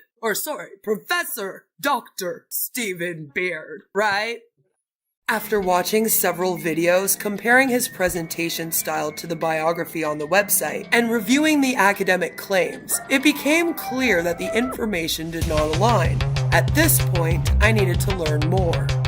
My first stop was behind MLM. BG Wealth Sharing Limited is a Colorado shell company registered by Fong Sam International Accounting Firms on April 13th, 2025. Here is the registration here. with an address of 1312 17th Street, Suite 600, Denver, Colorado. Remember that, because that address provided for BG Wells Sharing Limited belongs to Postnet, a virtual mail provider. Here is a picture of the 17th Street address. As you can see, it's a Postnet, so just a P.O. box. Sam International Accounting Firm doesn't appear to exist. The Colorado address provided for the purported firm belongs to Colorado Registered Agent. On its website, Colorado Registered Agent pitches virtual office services and business formation services. And then Oz at Behind MLM identified that BG Wealth Sharing fits into a pattern of platforms using Chinese back-end infrastructure, Chinese corporate registrations, and recycled website templates. And this is where I found the first structural clue, the connection to China. This was the first indication that BG Wealth was not a British-led fintech company, but part of a larger international pattern. But you know me, and that was definitely not enough for me. So I wanted to go to Google and figure out what I could find on there. And that is when everything changed. But first, let me introduce you to one of my besties. Danny DeHeck had been tracking this amazing scam called CR Group LLC, also USEX, and how it collapsed. CR Group LLC was operating through USEX. It was another copy and paste trading platform. And eventually, the withdrawals stopped. By mid-December, members were being told that withdrawals were temporarily paused. And then all of a sudden, members were told that they needed to pay a 20% verification amount calculated on their account balance before they could withdraw anything at all. They had a deadline, and if they missed it, their funds would be locked for years. As withdrawals became harder and questions increased, members were told to leave Telegram and move to a platform called BonChat. BonChat is not a widely used messaging platform. It offers very little transparency around message retention, moderation, or record keeping. But what it does allow is strong control over conversations. So members started reporting that messages were disappearing. Entire discussion threads were just vanishing. Their own posts were no longer visible, but then all the official announcements remained untouched, proving it wasn't a technical glitch, it was environmental control, part of the BITE model. Multiple victims identified a Mr. Ryan Alexander Wall as being associated with the Mantis Group and positioned as someone with influence or authority within the CR Group LLC USEX ecosystem. Danny reached out to him for a comment, and he didn't answer his phone. Then I got to this part, where it says this is the same scam as BG Wealth Sharing. Different names, same mechanics. Signal-based trading, private group hierarchies, mentors, and professors. Early withdrawals to build trust, sudden rule changes, blocked withdrawals, a demand for more money, platform migration, blame shifted onto users. BG Wealth and CR Group LLC USEX are actually the same exact thing. Eventually, CR Global USEX rebranded as Signal Raiders. It was the same team that operated under USEX, CR Wealth, and CR Investment Group running BonChat Telegram Group. There was a minimum of $1,000 US deposits and false claims of Financial Markets Authority approval. The new brand was Signal Raiders, signalraiders.com. But the Avengers removed that website on the 25th of October, 2025. They had fake incorporation documents, including this flashy certificate from British Columbia, Canada. Certificate of Incorporation, Business Corporations Act, saying that they were incorporated under the Business Corporations Act on March 20th, 2025, signed by a TK Sparks. Yeah, this is fucking fake. So the Financial Markets Authority in New Zealand has identified and listed hundreds of domain names previously used to promote this ongoing investment scam. And here they all are here, starting with 133exchange.com. Yep. And in alphabetical order, ending at rayttp.com. I'll leave a link to this down below. After Danny published this article, there was a legal threat issued by Andrew Davis of Treadwell's Law because of Hohepa Patia, who was heavily promoting this scam out of New Zealand. Here are some screenshots of Mr. Patia actively promoting this Signal Raiders scam. This image was very, very telling because in the bottom right corner here it says, having dinner with Hep. And he just got his third signal from the professor, also his shout. So this scam, of course, had someone named the professor that was sending them all of their payments and information. Which then brings us back to Stephen Beard, who doesn't exist outside of BG Wealth Sharing's website and is assumed to be a fictional identity. So now that we know who BG Wealth Sharing was before they became BG Wealth Sharing, I really needed to find out who this Professor Stephen was. Who is Professor Stephen Beard then, if he doesn't exist? Back on Google, I went to search Stephen Beard, and you really can't find any information about him besides the BG Wealth information about him. There is nothing about him anywhere else. Apparently, he conducts daily study sessions dedicated to the growth and grooming of investors. So back to the current BG Wealth website I went, and again, it says that Stephen Beard, born 1985, British national, majored in finance at Oxford Brookes University, where he completed one of the university's well-regarded finance programs. They just can't tell us which one, but he got a master's degree and a PhD in finance. That's so funny. A woman named Jennifer on Reddit had written to Oxford Brookes and requested some of his dissertations, since he has his PhD, and they responded saying, "Dear Jennifer, we do not have a record of this person being awarded a PhD at Oxford Brookes University. With best wishes, Catherine, part of the research degrees team at the Headington campus." Thank you, Catherine. It's been a joy. Great job. It says here that before joining the International Monetary Fund, IMF, Stephen Beard served as an executive at Gemini. Oh wow, what a background to have. Except there was never a Stephen Beard as one of the executives at Gemini. There was, however, a Marshall Beard, who was the chief operating officer. About a month ago, he stepped down. No record of anyone named Stephen ever being any kind of officer there.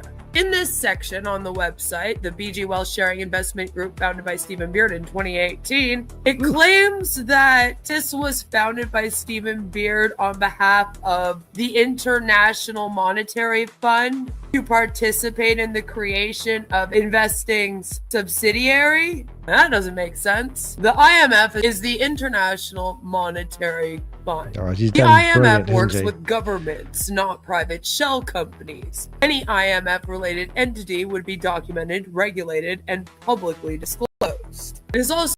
Hasn't she done hours of research? I'm going to put her on the top of my favorite list. If Mr. Stephen Beard here had investment expertise that spans equities, futures, funds, and cryptocurrency, and he has extensive experience working with commercial banks, investment banks, financial services firms, and manufacturing companies within the commercial finance sector, who the heck is Stephen Beard? There's a blurb here that says, when was the DSJ Exchange platform founded? DSJ Exchange was founded in April 2022 by former Argos engineer Karen Sandler. The company is registered in Australia and Singapore as DSJ Exchange Limited and has physical offices in Australia and Singapore. And that had me thinking that maybe I should go back to the documents that I already knew existed. Oz had posted this screenshot in his article. And on the BG Wealth Sharing website, if you scroll down, you are met with the US SEC licenses, apparently. The Australian license, BG Wealth Sharing Limited Stock Certificates, whatever that is. BG Wealth Sharing Co. Limited registration certificate from the state of Colorado. We already know that these are fake certificates. But there's another problem. On the 20th of August 2025, the FMA published network of group chats and fake investment platforms linked to high-risk Ponzi-style investment scam, first warned as PXEX. They mention that it's a high-risk investment scam using messaging apps, including WhatsApp, Viber, Telegram, and Phone Chat. And when you scroll all the way down, you are going to be met with a list of these scams. Here are several of the websites here. They've been updating it since it was published. And at the very, very top, updated on the 15th of January, 2026, is BG Wealth Sharing Group. Well, that's not all. The 3rd of December 2025, there was a press release from the National Reserve Bank of Tonga, in which they warned of BG Wealth Sharing and DSJ Exchange. On January 28th of 2026, the British Columbia Securities Commission here in Canada put out a bulletin saying that BG Wealth Sharing is not registered with the BC Securities Commission. They advised everyone to beware of this scam. On February 17th, 2026, the Alberta Securities Commission put out an investor alert, warning the public about suspected investment scheme called BG Wealth Sharing, which they also said was linked to the DSJ Exchange.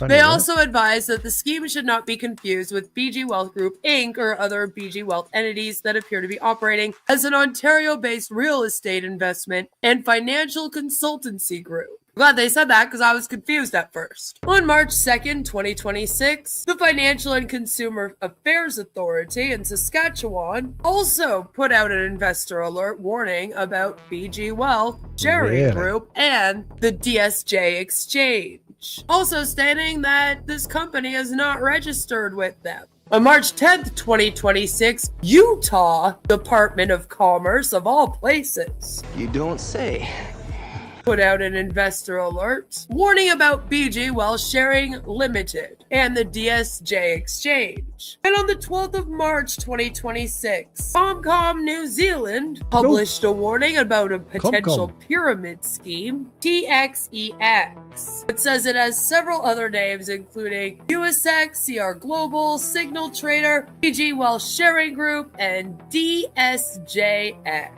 It also tells you to go to the Financial Markets Authority for the full list of all their known names. And even Australia put out a warning about the BG Wealth Sharing Investment Group, saying that they're not licensed in January of this year. Also, in January of this year, the Philippine Securities and Exchange Commission put out a whole SEC advisory about BG Wealth Sharing Limited and even mentioned Professor Stephen Beard. And again, the DSJ Exchange. They also say that they are not registered with them either. Shouldn't be having a problem with these registrations. Any truly legitimate platform must possess. Therefore, everyone should remember one important thing. If a project does not have the problem we've got with all these scams is because people are currently receiving money, even though they can't get it off the platform and it's stuck inside the exchange, they are judged solely on that. But on the 25th of December last year, when this was running under a different brand, they told everybody that had money on their platform that they had to deposit 20% more money before they would release their funds. And people did pay it, and people didn't pay it, and the whole platform fell over, and they rebranded it to BG Sharing Wealth. So people were playing with fire, and it takes you about 2 or 3 months before you break even, and they start you off with $500, and then they encourage you to go up to $5,000. And there's a lot of pressure to leave your money on the platform and not withdraw your money if you can get the money out. And the numbers games these organizations make it because there's so many people thinking it must be real because my friend's getting money on a daily basis or a weekly basis, and that's how they judge the whole platform, and they ignore all the signs, all the red flags that Queen of Karma's showing people. Certificate. Then no matter how impressive they claim to be, their exaggerated their promotion is, or how extraordinary the returns they promise may sound, it cannot change one simple fact. It is very likely an illegal and non-compliant project. So please make sure you remember that. So I decided I needed to take an even closer look at these registrations. And boy, did I ever fall down a rabbit hole. Canada's really been pushing back hard against this thing, and I found PG Wealth Sharing Limited Canada's post. And it says, is PG Wealth Sharing Limited legally registered and transparent? Yes, it is. According to public records from the Colorado Secretary of State, PG Wealth Sharing Limited was legally established on April 13th, 2025, and is currently in good standing. Now, it's not 2018, though. Then they leave a business number identity ID. They say that the head office is at 1312 17th Street, Suite 600, Denver, Colorado, that the legal representative is Stephen Beard, remember that. And they leave a tax identification number, EIN, which they say is issued by the IRS, which is in the USA. According to the IRS, the employment identification number, the EIN, is a 9-digit number that IRS assigns in the following format: 2 numbers, a dash, and then 7 more numbers. It's used to identify the tax accounts of employers and certain others who have no employees. So according to this post, the EIN number is 33-4521445. Starts with 33. Except also according to the IRS website, the first 2 digits of your EIN show the IRS campus that is signed in. So here we have the IRS campus or location with valid EIN prefixes, so the first 2 numbers. And if we search on here, we'll find 33 right here at the start of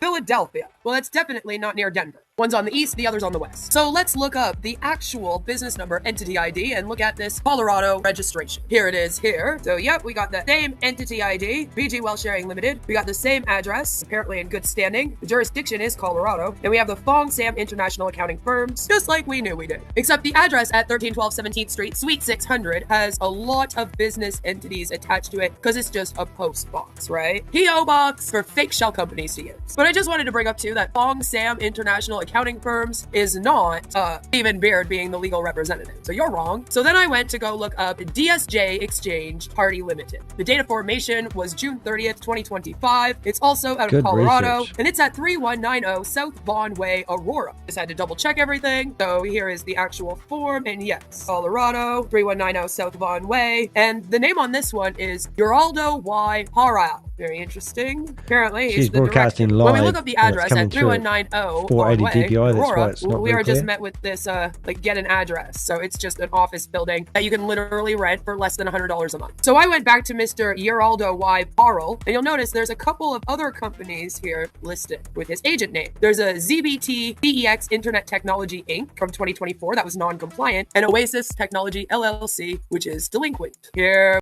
we go right here. Here's all the companies that are attached to this man. So here is the ZBT Sex Internet Technology Inc. I don't know how to pronounce that, but you're gonna notice that it's also at the 17th Street address. But since Stephen was allegedly from the UK, I decided to look it up in the UK. And funny thing is that I found one there too, because they've also claimed to have one there. PG Wealth Sharing Limited with the address London. And when you scroll down, you see that on August 19th, 2024, the director was Lucero Donald. And then it's listed that the correspondent's address is in Denver. And when I scroll down, you can see that this man is also connected to a whole bunch of these different companies. So I decided to go in. Let's look at some more information here at the filing history. Here is the certificate of incorporation of a company, a private limited company, PG Wealth Sharing Limited, 19th of August, 2024. We scroll down here and it has an address of 117th Avenue, London. And then here's Mr. Lucero Donald, 1054 18th Street, Denver in the US. So that's kind of bizarre, isn't it? I also found the DSJ Exchange Limited filing history. Now, it's funny because it says dissolved, right? Checking that out. And here is the certificate of incorporation of a private limited company, DSJ Exchange Limited. which I thought was run by some Karen person. DSJ Exchange was founded in April 2022 by former Argos engineer Karen Sandler. The company is registered in Australia and Singapore as DSJ Exchange Limited and has physical offices in Australia and Singapore. But here it says that it began on the 5th of July 2024, and then when you scroll down, you get DSJ Exchange Limited, and you get an address of 6 Beavis Marks, London, England. That was very familiar to me because the Financial Conduct Authority in 2025 published this warning about the DSJ Exchange, if you remember, and it mentions BG Stephen, that's our boy Stephen Beard, and Miss Alina, who we should also recognize from a conversation that I shared with you earlier. And you'll notice the address here is 6 Beavis Marks, London. Interesting. So we can for sure say that this is the same company. And now we come down here, and the company director is once again not Stephen Beard as they claim. But here in Australia, the company director is Mr. Benjamin McCallum, whose nationality is British, and he was born in 1989. His address is at 13852 Haylana Drive in Kew. Why does the government allow these individuals to even register these bogus companies that do nothing? And I scrolled all the way down to get all of the house numbers. As you can see, the house numbers range from like 14, 15, 16, 20. As you go up the road, they do get higher. They go up into the 100s. I mean, here we are. It's like 140, 146. You know, we come down here and we're back to the 25s. And the thing is that I followed this entire road, looking at all of the house numbers all the way along. I even went and dropped myself down, brought myself into a street view, of course you did, and then started just going through, just where are the house numbers? What house numbers do they have? And I can assure you that their house numbers, right now I'm at 68 Kaylana Drive. This road is not long enough to go to 13,852. Like, it's just, it's not a thing. It's not gonna happen. Doesn't exist. So then, of course, we had to go check out 6 Beavis Marks. And as you can see, it's just another rental office. Oh my God. So, a lot of addresses connected to these rental office spaces in these giant buildings. So then I needed to know more information about Mr. Benjamin McCallum in London. He's British and a resident in China. And his apparent address is 70 London Road. Another rented office space. Yeah, so of course. Yay! So I decided to check out his other companies like One Ball Group Limited and Hoyo Cloud Mining Limited. One Ball Group Limited did trading as well, and it was dissolved, active about 2 years ago. It has the same registered office on London Road. And when I looked his name up along with DSJ Exchange, I did get a bunch of like information, but no like, oh, here he is, you know? Now, wouldn't it be super easy if Ben McCallum was this Ben McCallum? The CEO of Cummins and Partners. Unfortunately, though, I did a lot of cross-referencing and really did check this out for a little longer than I want to admit, and it's not him. I know that Mr. feeling. McCallum has stated that he lives in China, the US, France, and many different places. But I did manage to connect him to this AI mining thing that began in London, England in 2018. Old Miner Blockchain AI Co. Limited. So of course I went and looked up that company, and it's at 122 Leadenhall Street in London. It was dissolved in January of 2025. Go to the filing history, check that out. Here is the certificate of incorporation, Old Miner Blockchain AI Co. Limited. And when we scroll down, there's the address. And of course, here it says Mr. Benjamin McCallum, but this time he's in the United States. And when I look up 122 Lindenhall Street, I'm met with this other amazing tall building here that is obviously so big that you would need to give me a P.O. box or an office number, but apparently it's just this whole building, which is not true. It's fake address. So Mr. Benjamin McCallum has actually been associated with many different companies. It goes on and on and on and on and on and on. It never ends. So I decided to check out the latest one on the list, McCallum Trade Retail Limited. It was incorporated on March 12th, 2024. Originates in the United Kingdom at 25A Causeway Head, Penzance. Here it is, Mr. Benjamin McCallum, our British director. And the status is current, so I think this one might still be going. It never ends. Oh, yeah, never mind. Straightforward the strike off date of the company. So it should have all been straightforward if it's a proper company, not a complicated rabbit hole. Such a shame. I was gonna say, because the address here actually leads us to a lighthouse gallery. No, like seriously, for real. There are apartments above it that I think you can rent out, it seems, but it's mainly the Lighthouse Gallery. Ooh, they sell some pretty things. Lovely. Wonder if they know that their address is being used for this. So, who is Dr. Stephen Beard? The man, the myth, the legend. The guy that apparently only has this picture. I remembered them bragging about an office in Singapore. So, I went to the Singapore company directory. I looked under B for BG Wealth, and there was a lot to look through. So, I went to the search. BG Wealth Sharing Limited.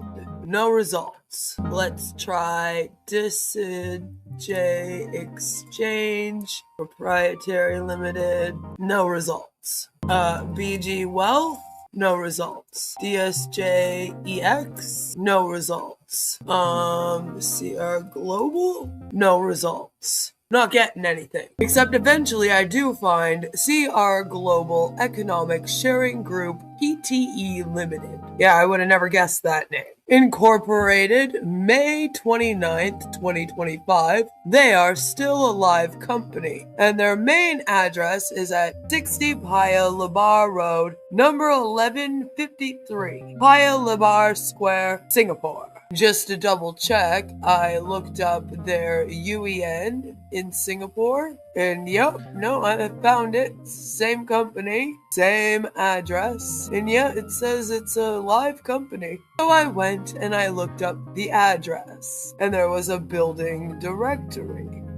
There was a lot of buildings on it, so I went to the photos, and as you can see, it's a big giant building. So I decided to look up the address to see how many corporate entities claim to be there. And there is a lot.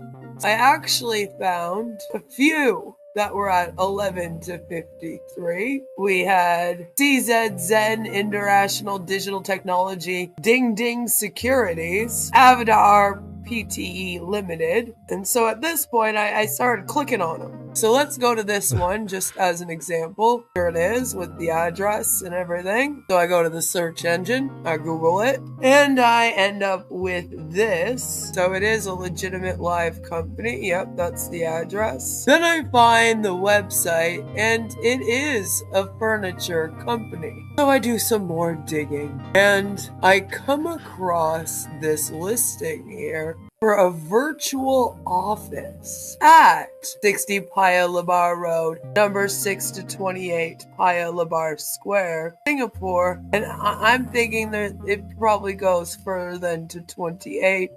Just the fact that this exists. I mean, there you go. Guess.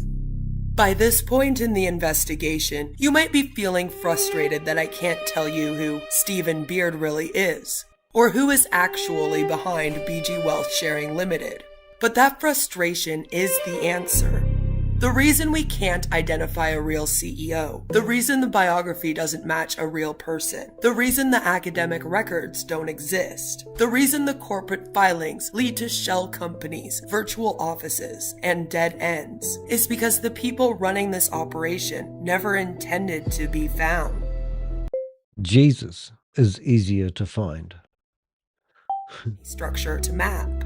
There is no British fintech mastermind hiding behind the curtain. The anonymity isn't a mystery, it's the mechanism. This is how these schemes survive. They build a fake face, a fake story, a fake company, and a fake identity to stand between the public and the people actually taking the money. And when you peel all of that away, what you're left with is not a person, it's a pattern, a system, a template that gets recycled again and again under new names, new websites, and new characters. So no, I can't show you the real Stephen Beard because he doesn't exist. And I can't show you the real owners of BG Wealth Sharing Limited because they never put their names on anything. What I can show you is the structure they built, the lies they told, the evidence they left behind, and the victims they're trying to recruit next. Yeah. And that is why this investigation matters. Because when the people behind these schemes hide in the shadows, the only way to stop them is to turn on the lights. Despite all of this, there will still be people that will praise this man. And he is a real person in the sense that we have seen him on Zoom and he has spoken to us. It's just, he's not who he portrays to be. And if he wants to be who he claims to be, he should shed light on his actual background or tell us his real name. Usually, if the CEO of a company like this won't tell you who he really is, it's a huge red flag. Right now, BG Wealth is still going quite strong, and they are promoting all over different Facebook groups where they basically share all of their earnings, promote the company, and brag about it. Every once in a while, there's a funny post like this one. Been a member for 3 years now. How many years or months have you guys been members? Thank you to Professor Stephen and Alina. I'm now a billionaire and I own several crypto properties online. Time to retire from my per diem job as a Walmart greeter. But it's just a big giant network of Facebook groups now being promoted by people such as Anthony Tank Bryant and Kim Brown, or should I say Money Making Mama? In fact, on March 18, Kim posted another BG office opening. We're continuing to expand across the US, and it's been incredible to watch this grow in real time. This isn't about hype, it's about systems, structure, and people taking action. More individuals are stepping into leadership roles, building teams, and creating something bigger than just a side hustle. If you've been watching from the sidelines, this might be your sign. No pressure, no promises, just information so you can decide for yourself.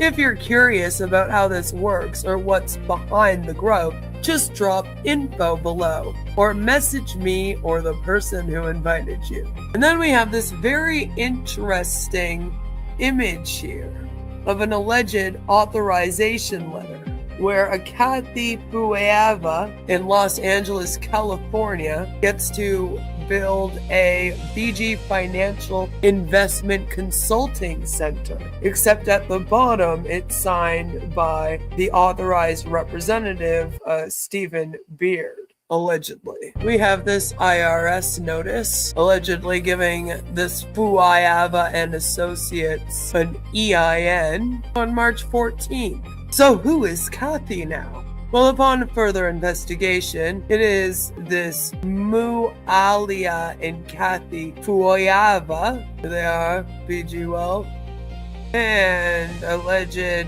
house sitter in Samoa, and of course went to the conference that BG Wealth just had. Looks like not a lot of people showed up though. And upon further investigation, I get traced back to an old Facebook where they were selling Kangen water.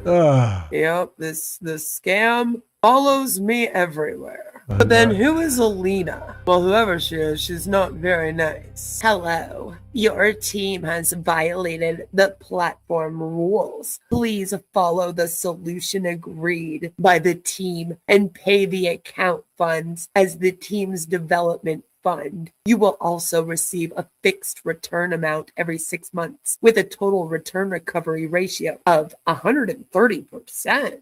If you have any questions, please leave a message after the tone. So this person says, how do I pay the account funds for the team's development fund? I would like to choose option 1 and have my money returned to me and go at it alone, making trades without signals. Yeah, signals. When I am telling you that these scams never stop, I actually mean they never ever stop.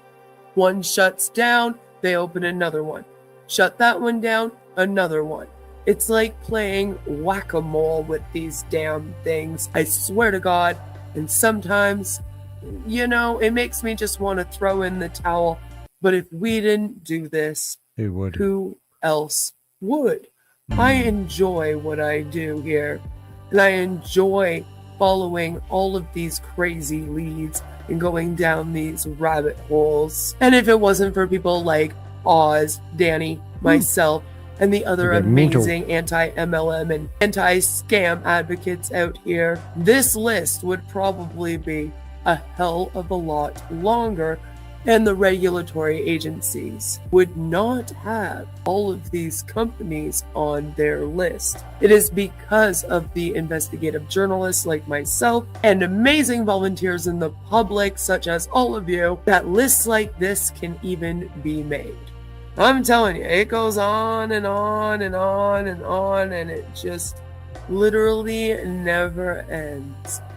Thousands of these companies that are scams. People often ask, how come regulators don't shut them down? How come you can't shut down all of these things? Many of these are multi-level marketing companies. And I hope that this video answers all of your questions.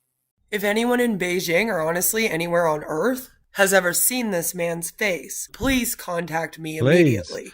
Because after weeks of digging through corporate filings, shell companies, fake addresses, and more AI-generated profile pictures than I ever wanted to see, I still cannot find a single trace of a real human being named Stephen Beard. Or who this guy even really is. At this point, if Stephen's real, he's hiding better than half the people in witness protection. And listen, I'm not letting this go. I'm the kind of person who will wake up at 3 a.m. in a cold sweat, convinced I missed a lead, or spend my entire day replaying a company register in my head, wondering if I should have searched it one more time. That's just how my brain works when something doesn't add up. And nothing about BG Wealth sharing adds up, which usually means one thing, and it's not good. It is important though. So I'm going to say this clearly. This company may be tied to a Chinese organized crime network, potentially even trafficking adjacent. And I strongly recommend staying as far away from it as possible. If you or someone you know has been affected by this scam or one like it, please reach out. You're not alone and you're not stupid. These operations are sophisticated, international, and designed to fool good people. Like, share, subscribe, and leave a comment, not just for me, but because the algorithm is the only way this video reaches the people who need it most. Thousands of people have already been harmed by this syndicate. We need to warn as many more as we can. And if I did a terrible job warning everyone, feel free to yell at me in the comments. That also helps the algorithm. We started this investigation hoping to uncover who Stephen Beard really is. Instead, we uncovered something much darker. A web of shell companies stretching across continents. A fake CEO with no past. A trading platform with no transparency. And a money pipeline that looks a lot less like wealth sharing and a lot more like organized crime using ordinary good people as collateral. In the end, the mystery isn't who Stephen Beard is. He isn't. It's why so many people were asked to trust a man who doesn't seem to exist at all. If this video does anything, I hope it gives you enough proof to walk away, or enough evidence to help someone you love do the same. Stay safe out here. Stay skeptical. That is a world-class video, man.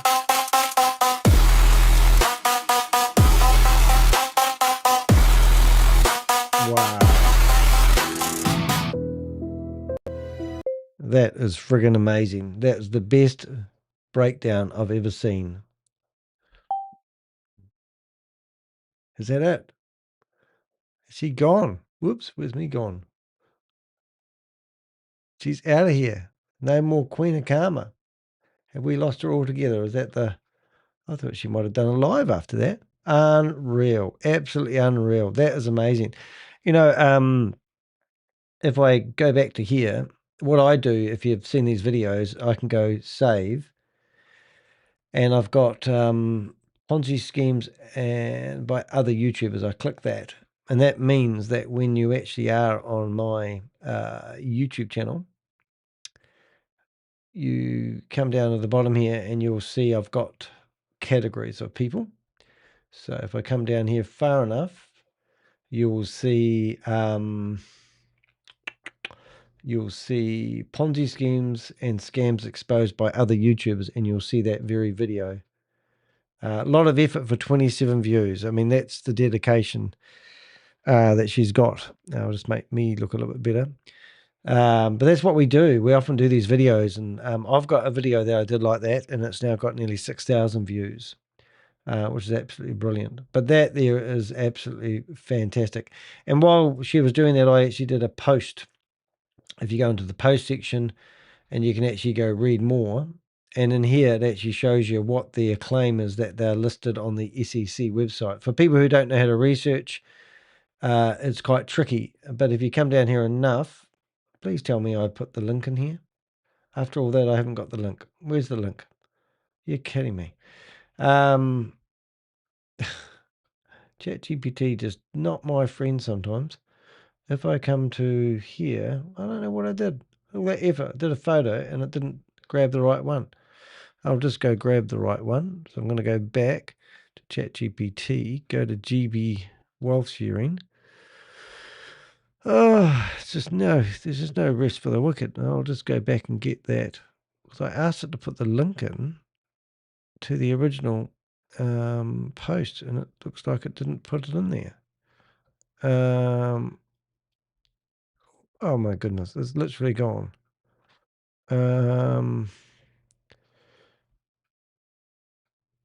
Okay, hold on a minute. Could you please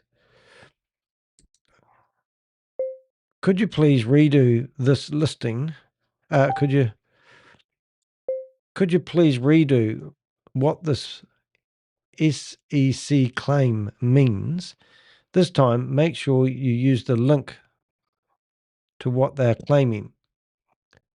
Gives them some clout and exposed what it really means. Sometimes you wonder what ChatGPT is doing. So I thought while I was doing it in a hurry, I was doing me all a favor. But if I go edit here, we'll be able to clean out all that there. And hopefully by the time we get to this space, and we click. Hold on a minute. I think you can do a breakdown better than that. I mean, we've got to explain that this is a major scam and they're making outrageous claims. Do you think we can give this post a bit more body? Okay, let's try this again. They keep throwing, yeah, okay, so it's not really any better. But anyway, so I'll show you what we're doing here in a minute. I'm just going to see, I think we've now written a blog about it. Final warning. Now, we have written a blog about it, but anyway, this isn't, yeah, so this is what we've got now, which I think is going to be better. Let's have a listen. They keep pointing to this SEC filing like it gives them credibility. Let's be very clear about what this actually is. They're referring to a Form D filing with the SEC https://www.sec.gov/education/capital raising/building blocks/formed. Sounds official. Right. That's the whole point. Because most people see SEC and immediately assume it's regulated, it's approved, it's been checked. That is completely false. What a Form D actually is. A Form D is nothing more than a notification. It literally means, we plan to raise money and are claiming an exemption from full SEC registration. That's it. No audit, no due diligence, no verification of business activity. And as the document itself clearly states, the SEC has not reviewed or confirmed the accuracy of the information. Why scammers love using this? Because they can say, we're registered with the SEC, when in reality, they just filled out a form online, paid a small filing fee, and now they've got something that looks official. It's a credibility prop. Now let's expose their filing specifically. According to their own Form D, they want to raise $100 million. They've raised $0. They allow investments from as low as $100. They're using Rule 506. See, here's the problem. Rule 506. C is supposed to be for accredited investors only. Wealthy individuals who must be verified. So ask yourself, why is a company claiming a high-level exemption for wealthy investors while simultaneously taking $100 from the general public? That contradiction alone should set off alarm bells. What this really tells you, this filing proves one thing. They are trying to raise money. It does not prove any trading is happening, any profits are real, any system exists. Any returns are sustainable. Avenge a reality check. This is not regulation. This is not approval. This is a loophole filing being used as a marketing weapon. And the fact they're pushing this as proof of legitimacy tells you everything you need to know. If a piece of paperwork is their strongest argument, there's no real business behind it. I think you can do a breakdown better than that. I mean, we got to explain that this is a major... Yeah, funny enough, I thought I had the link.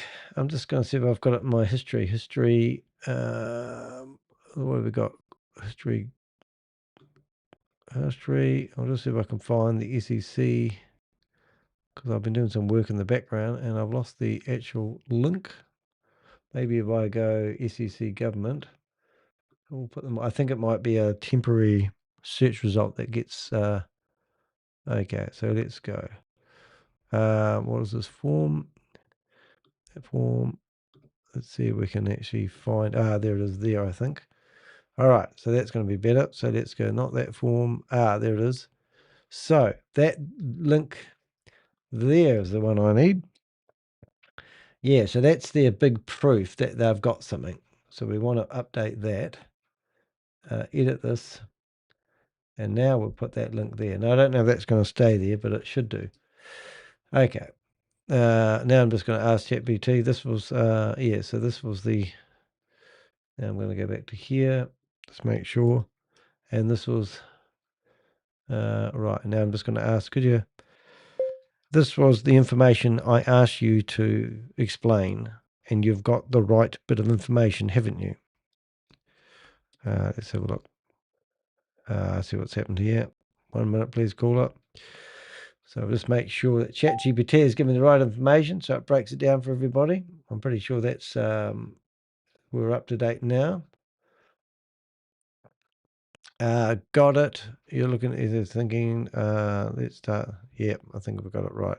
Okay, it's rewriting it all, but it doesn't need to. Radio, after all that. Anyway, so just to back up what they are claiming. So hopefully if anyone says that BG Wealth Management actually has a SEC filing, so what we need to do, I need a summary paragraph to put at the very start so that when people searching if BG wealth sharing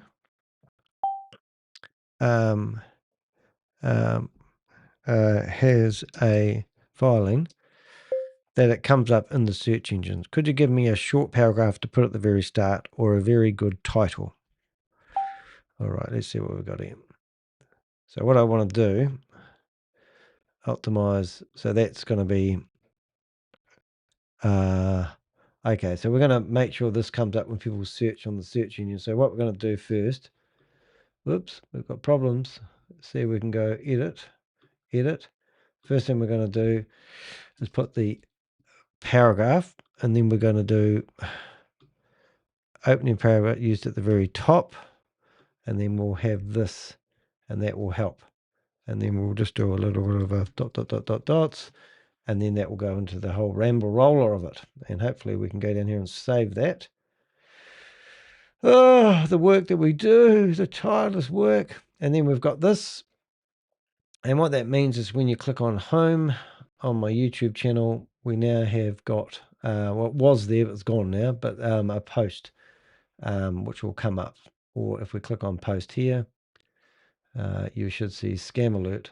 And if anyone's searching for BG Wealth sharing filing, then in time when they search for that phrase, you'll actually see that this is not true. And I wonder what that does. So all these, these companies have got to be, pulled up, really, don't they? Because at the end of the day, it's misleading people who don't understand shit, which is a bit of a problem.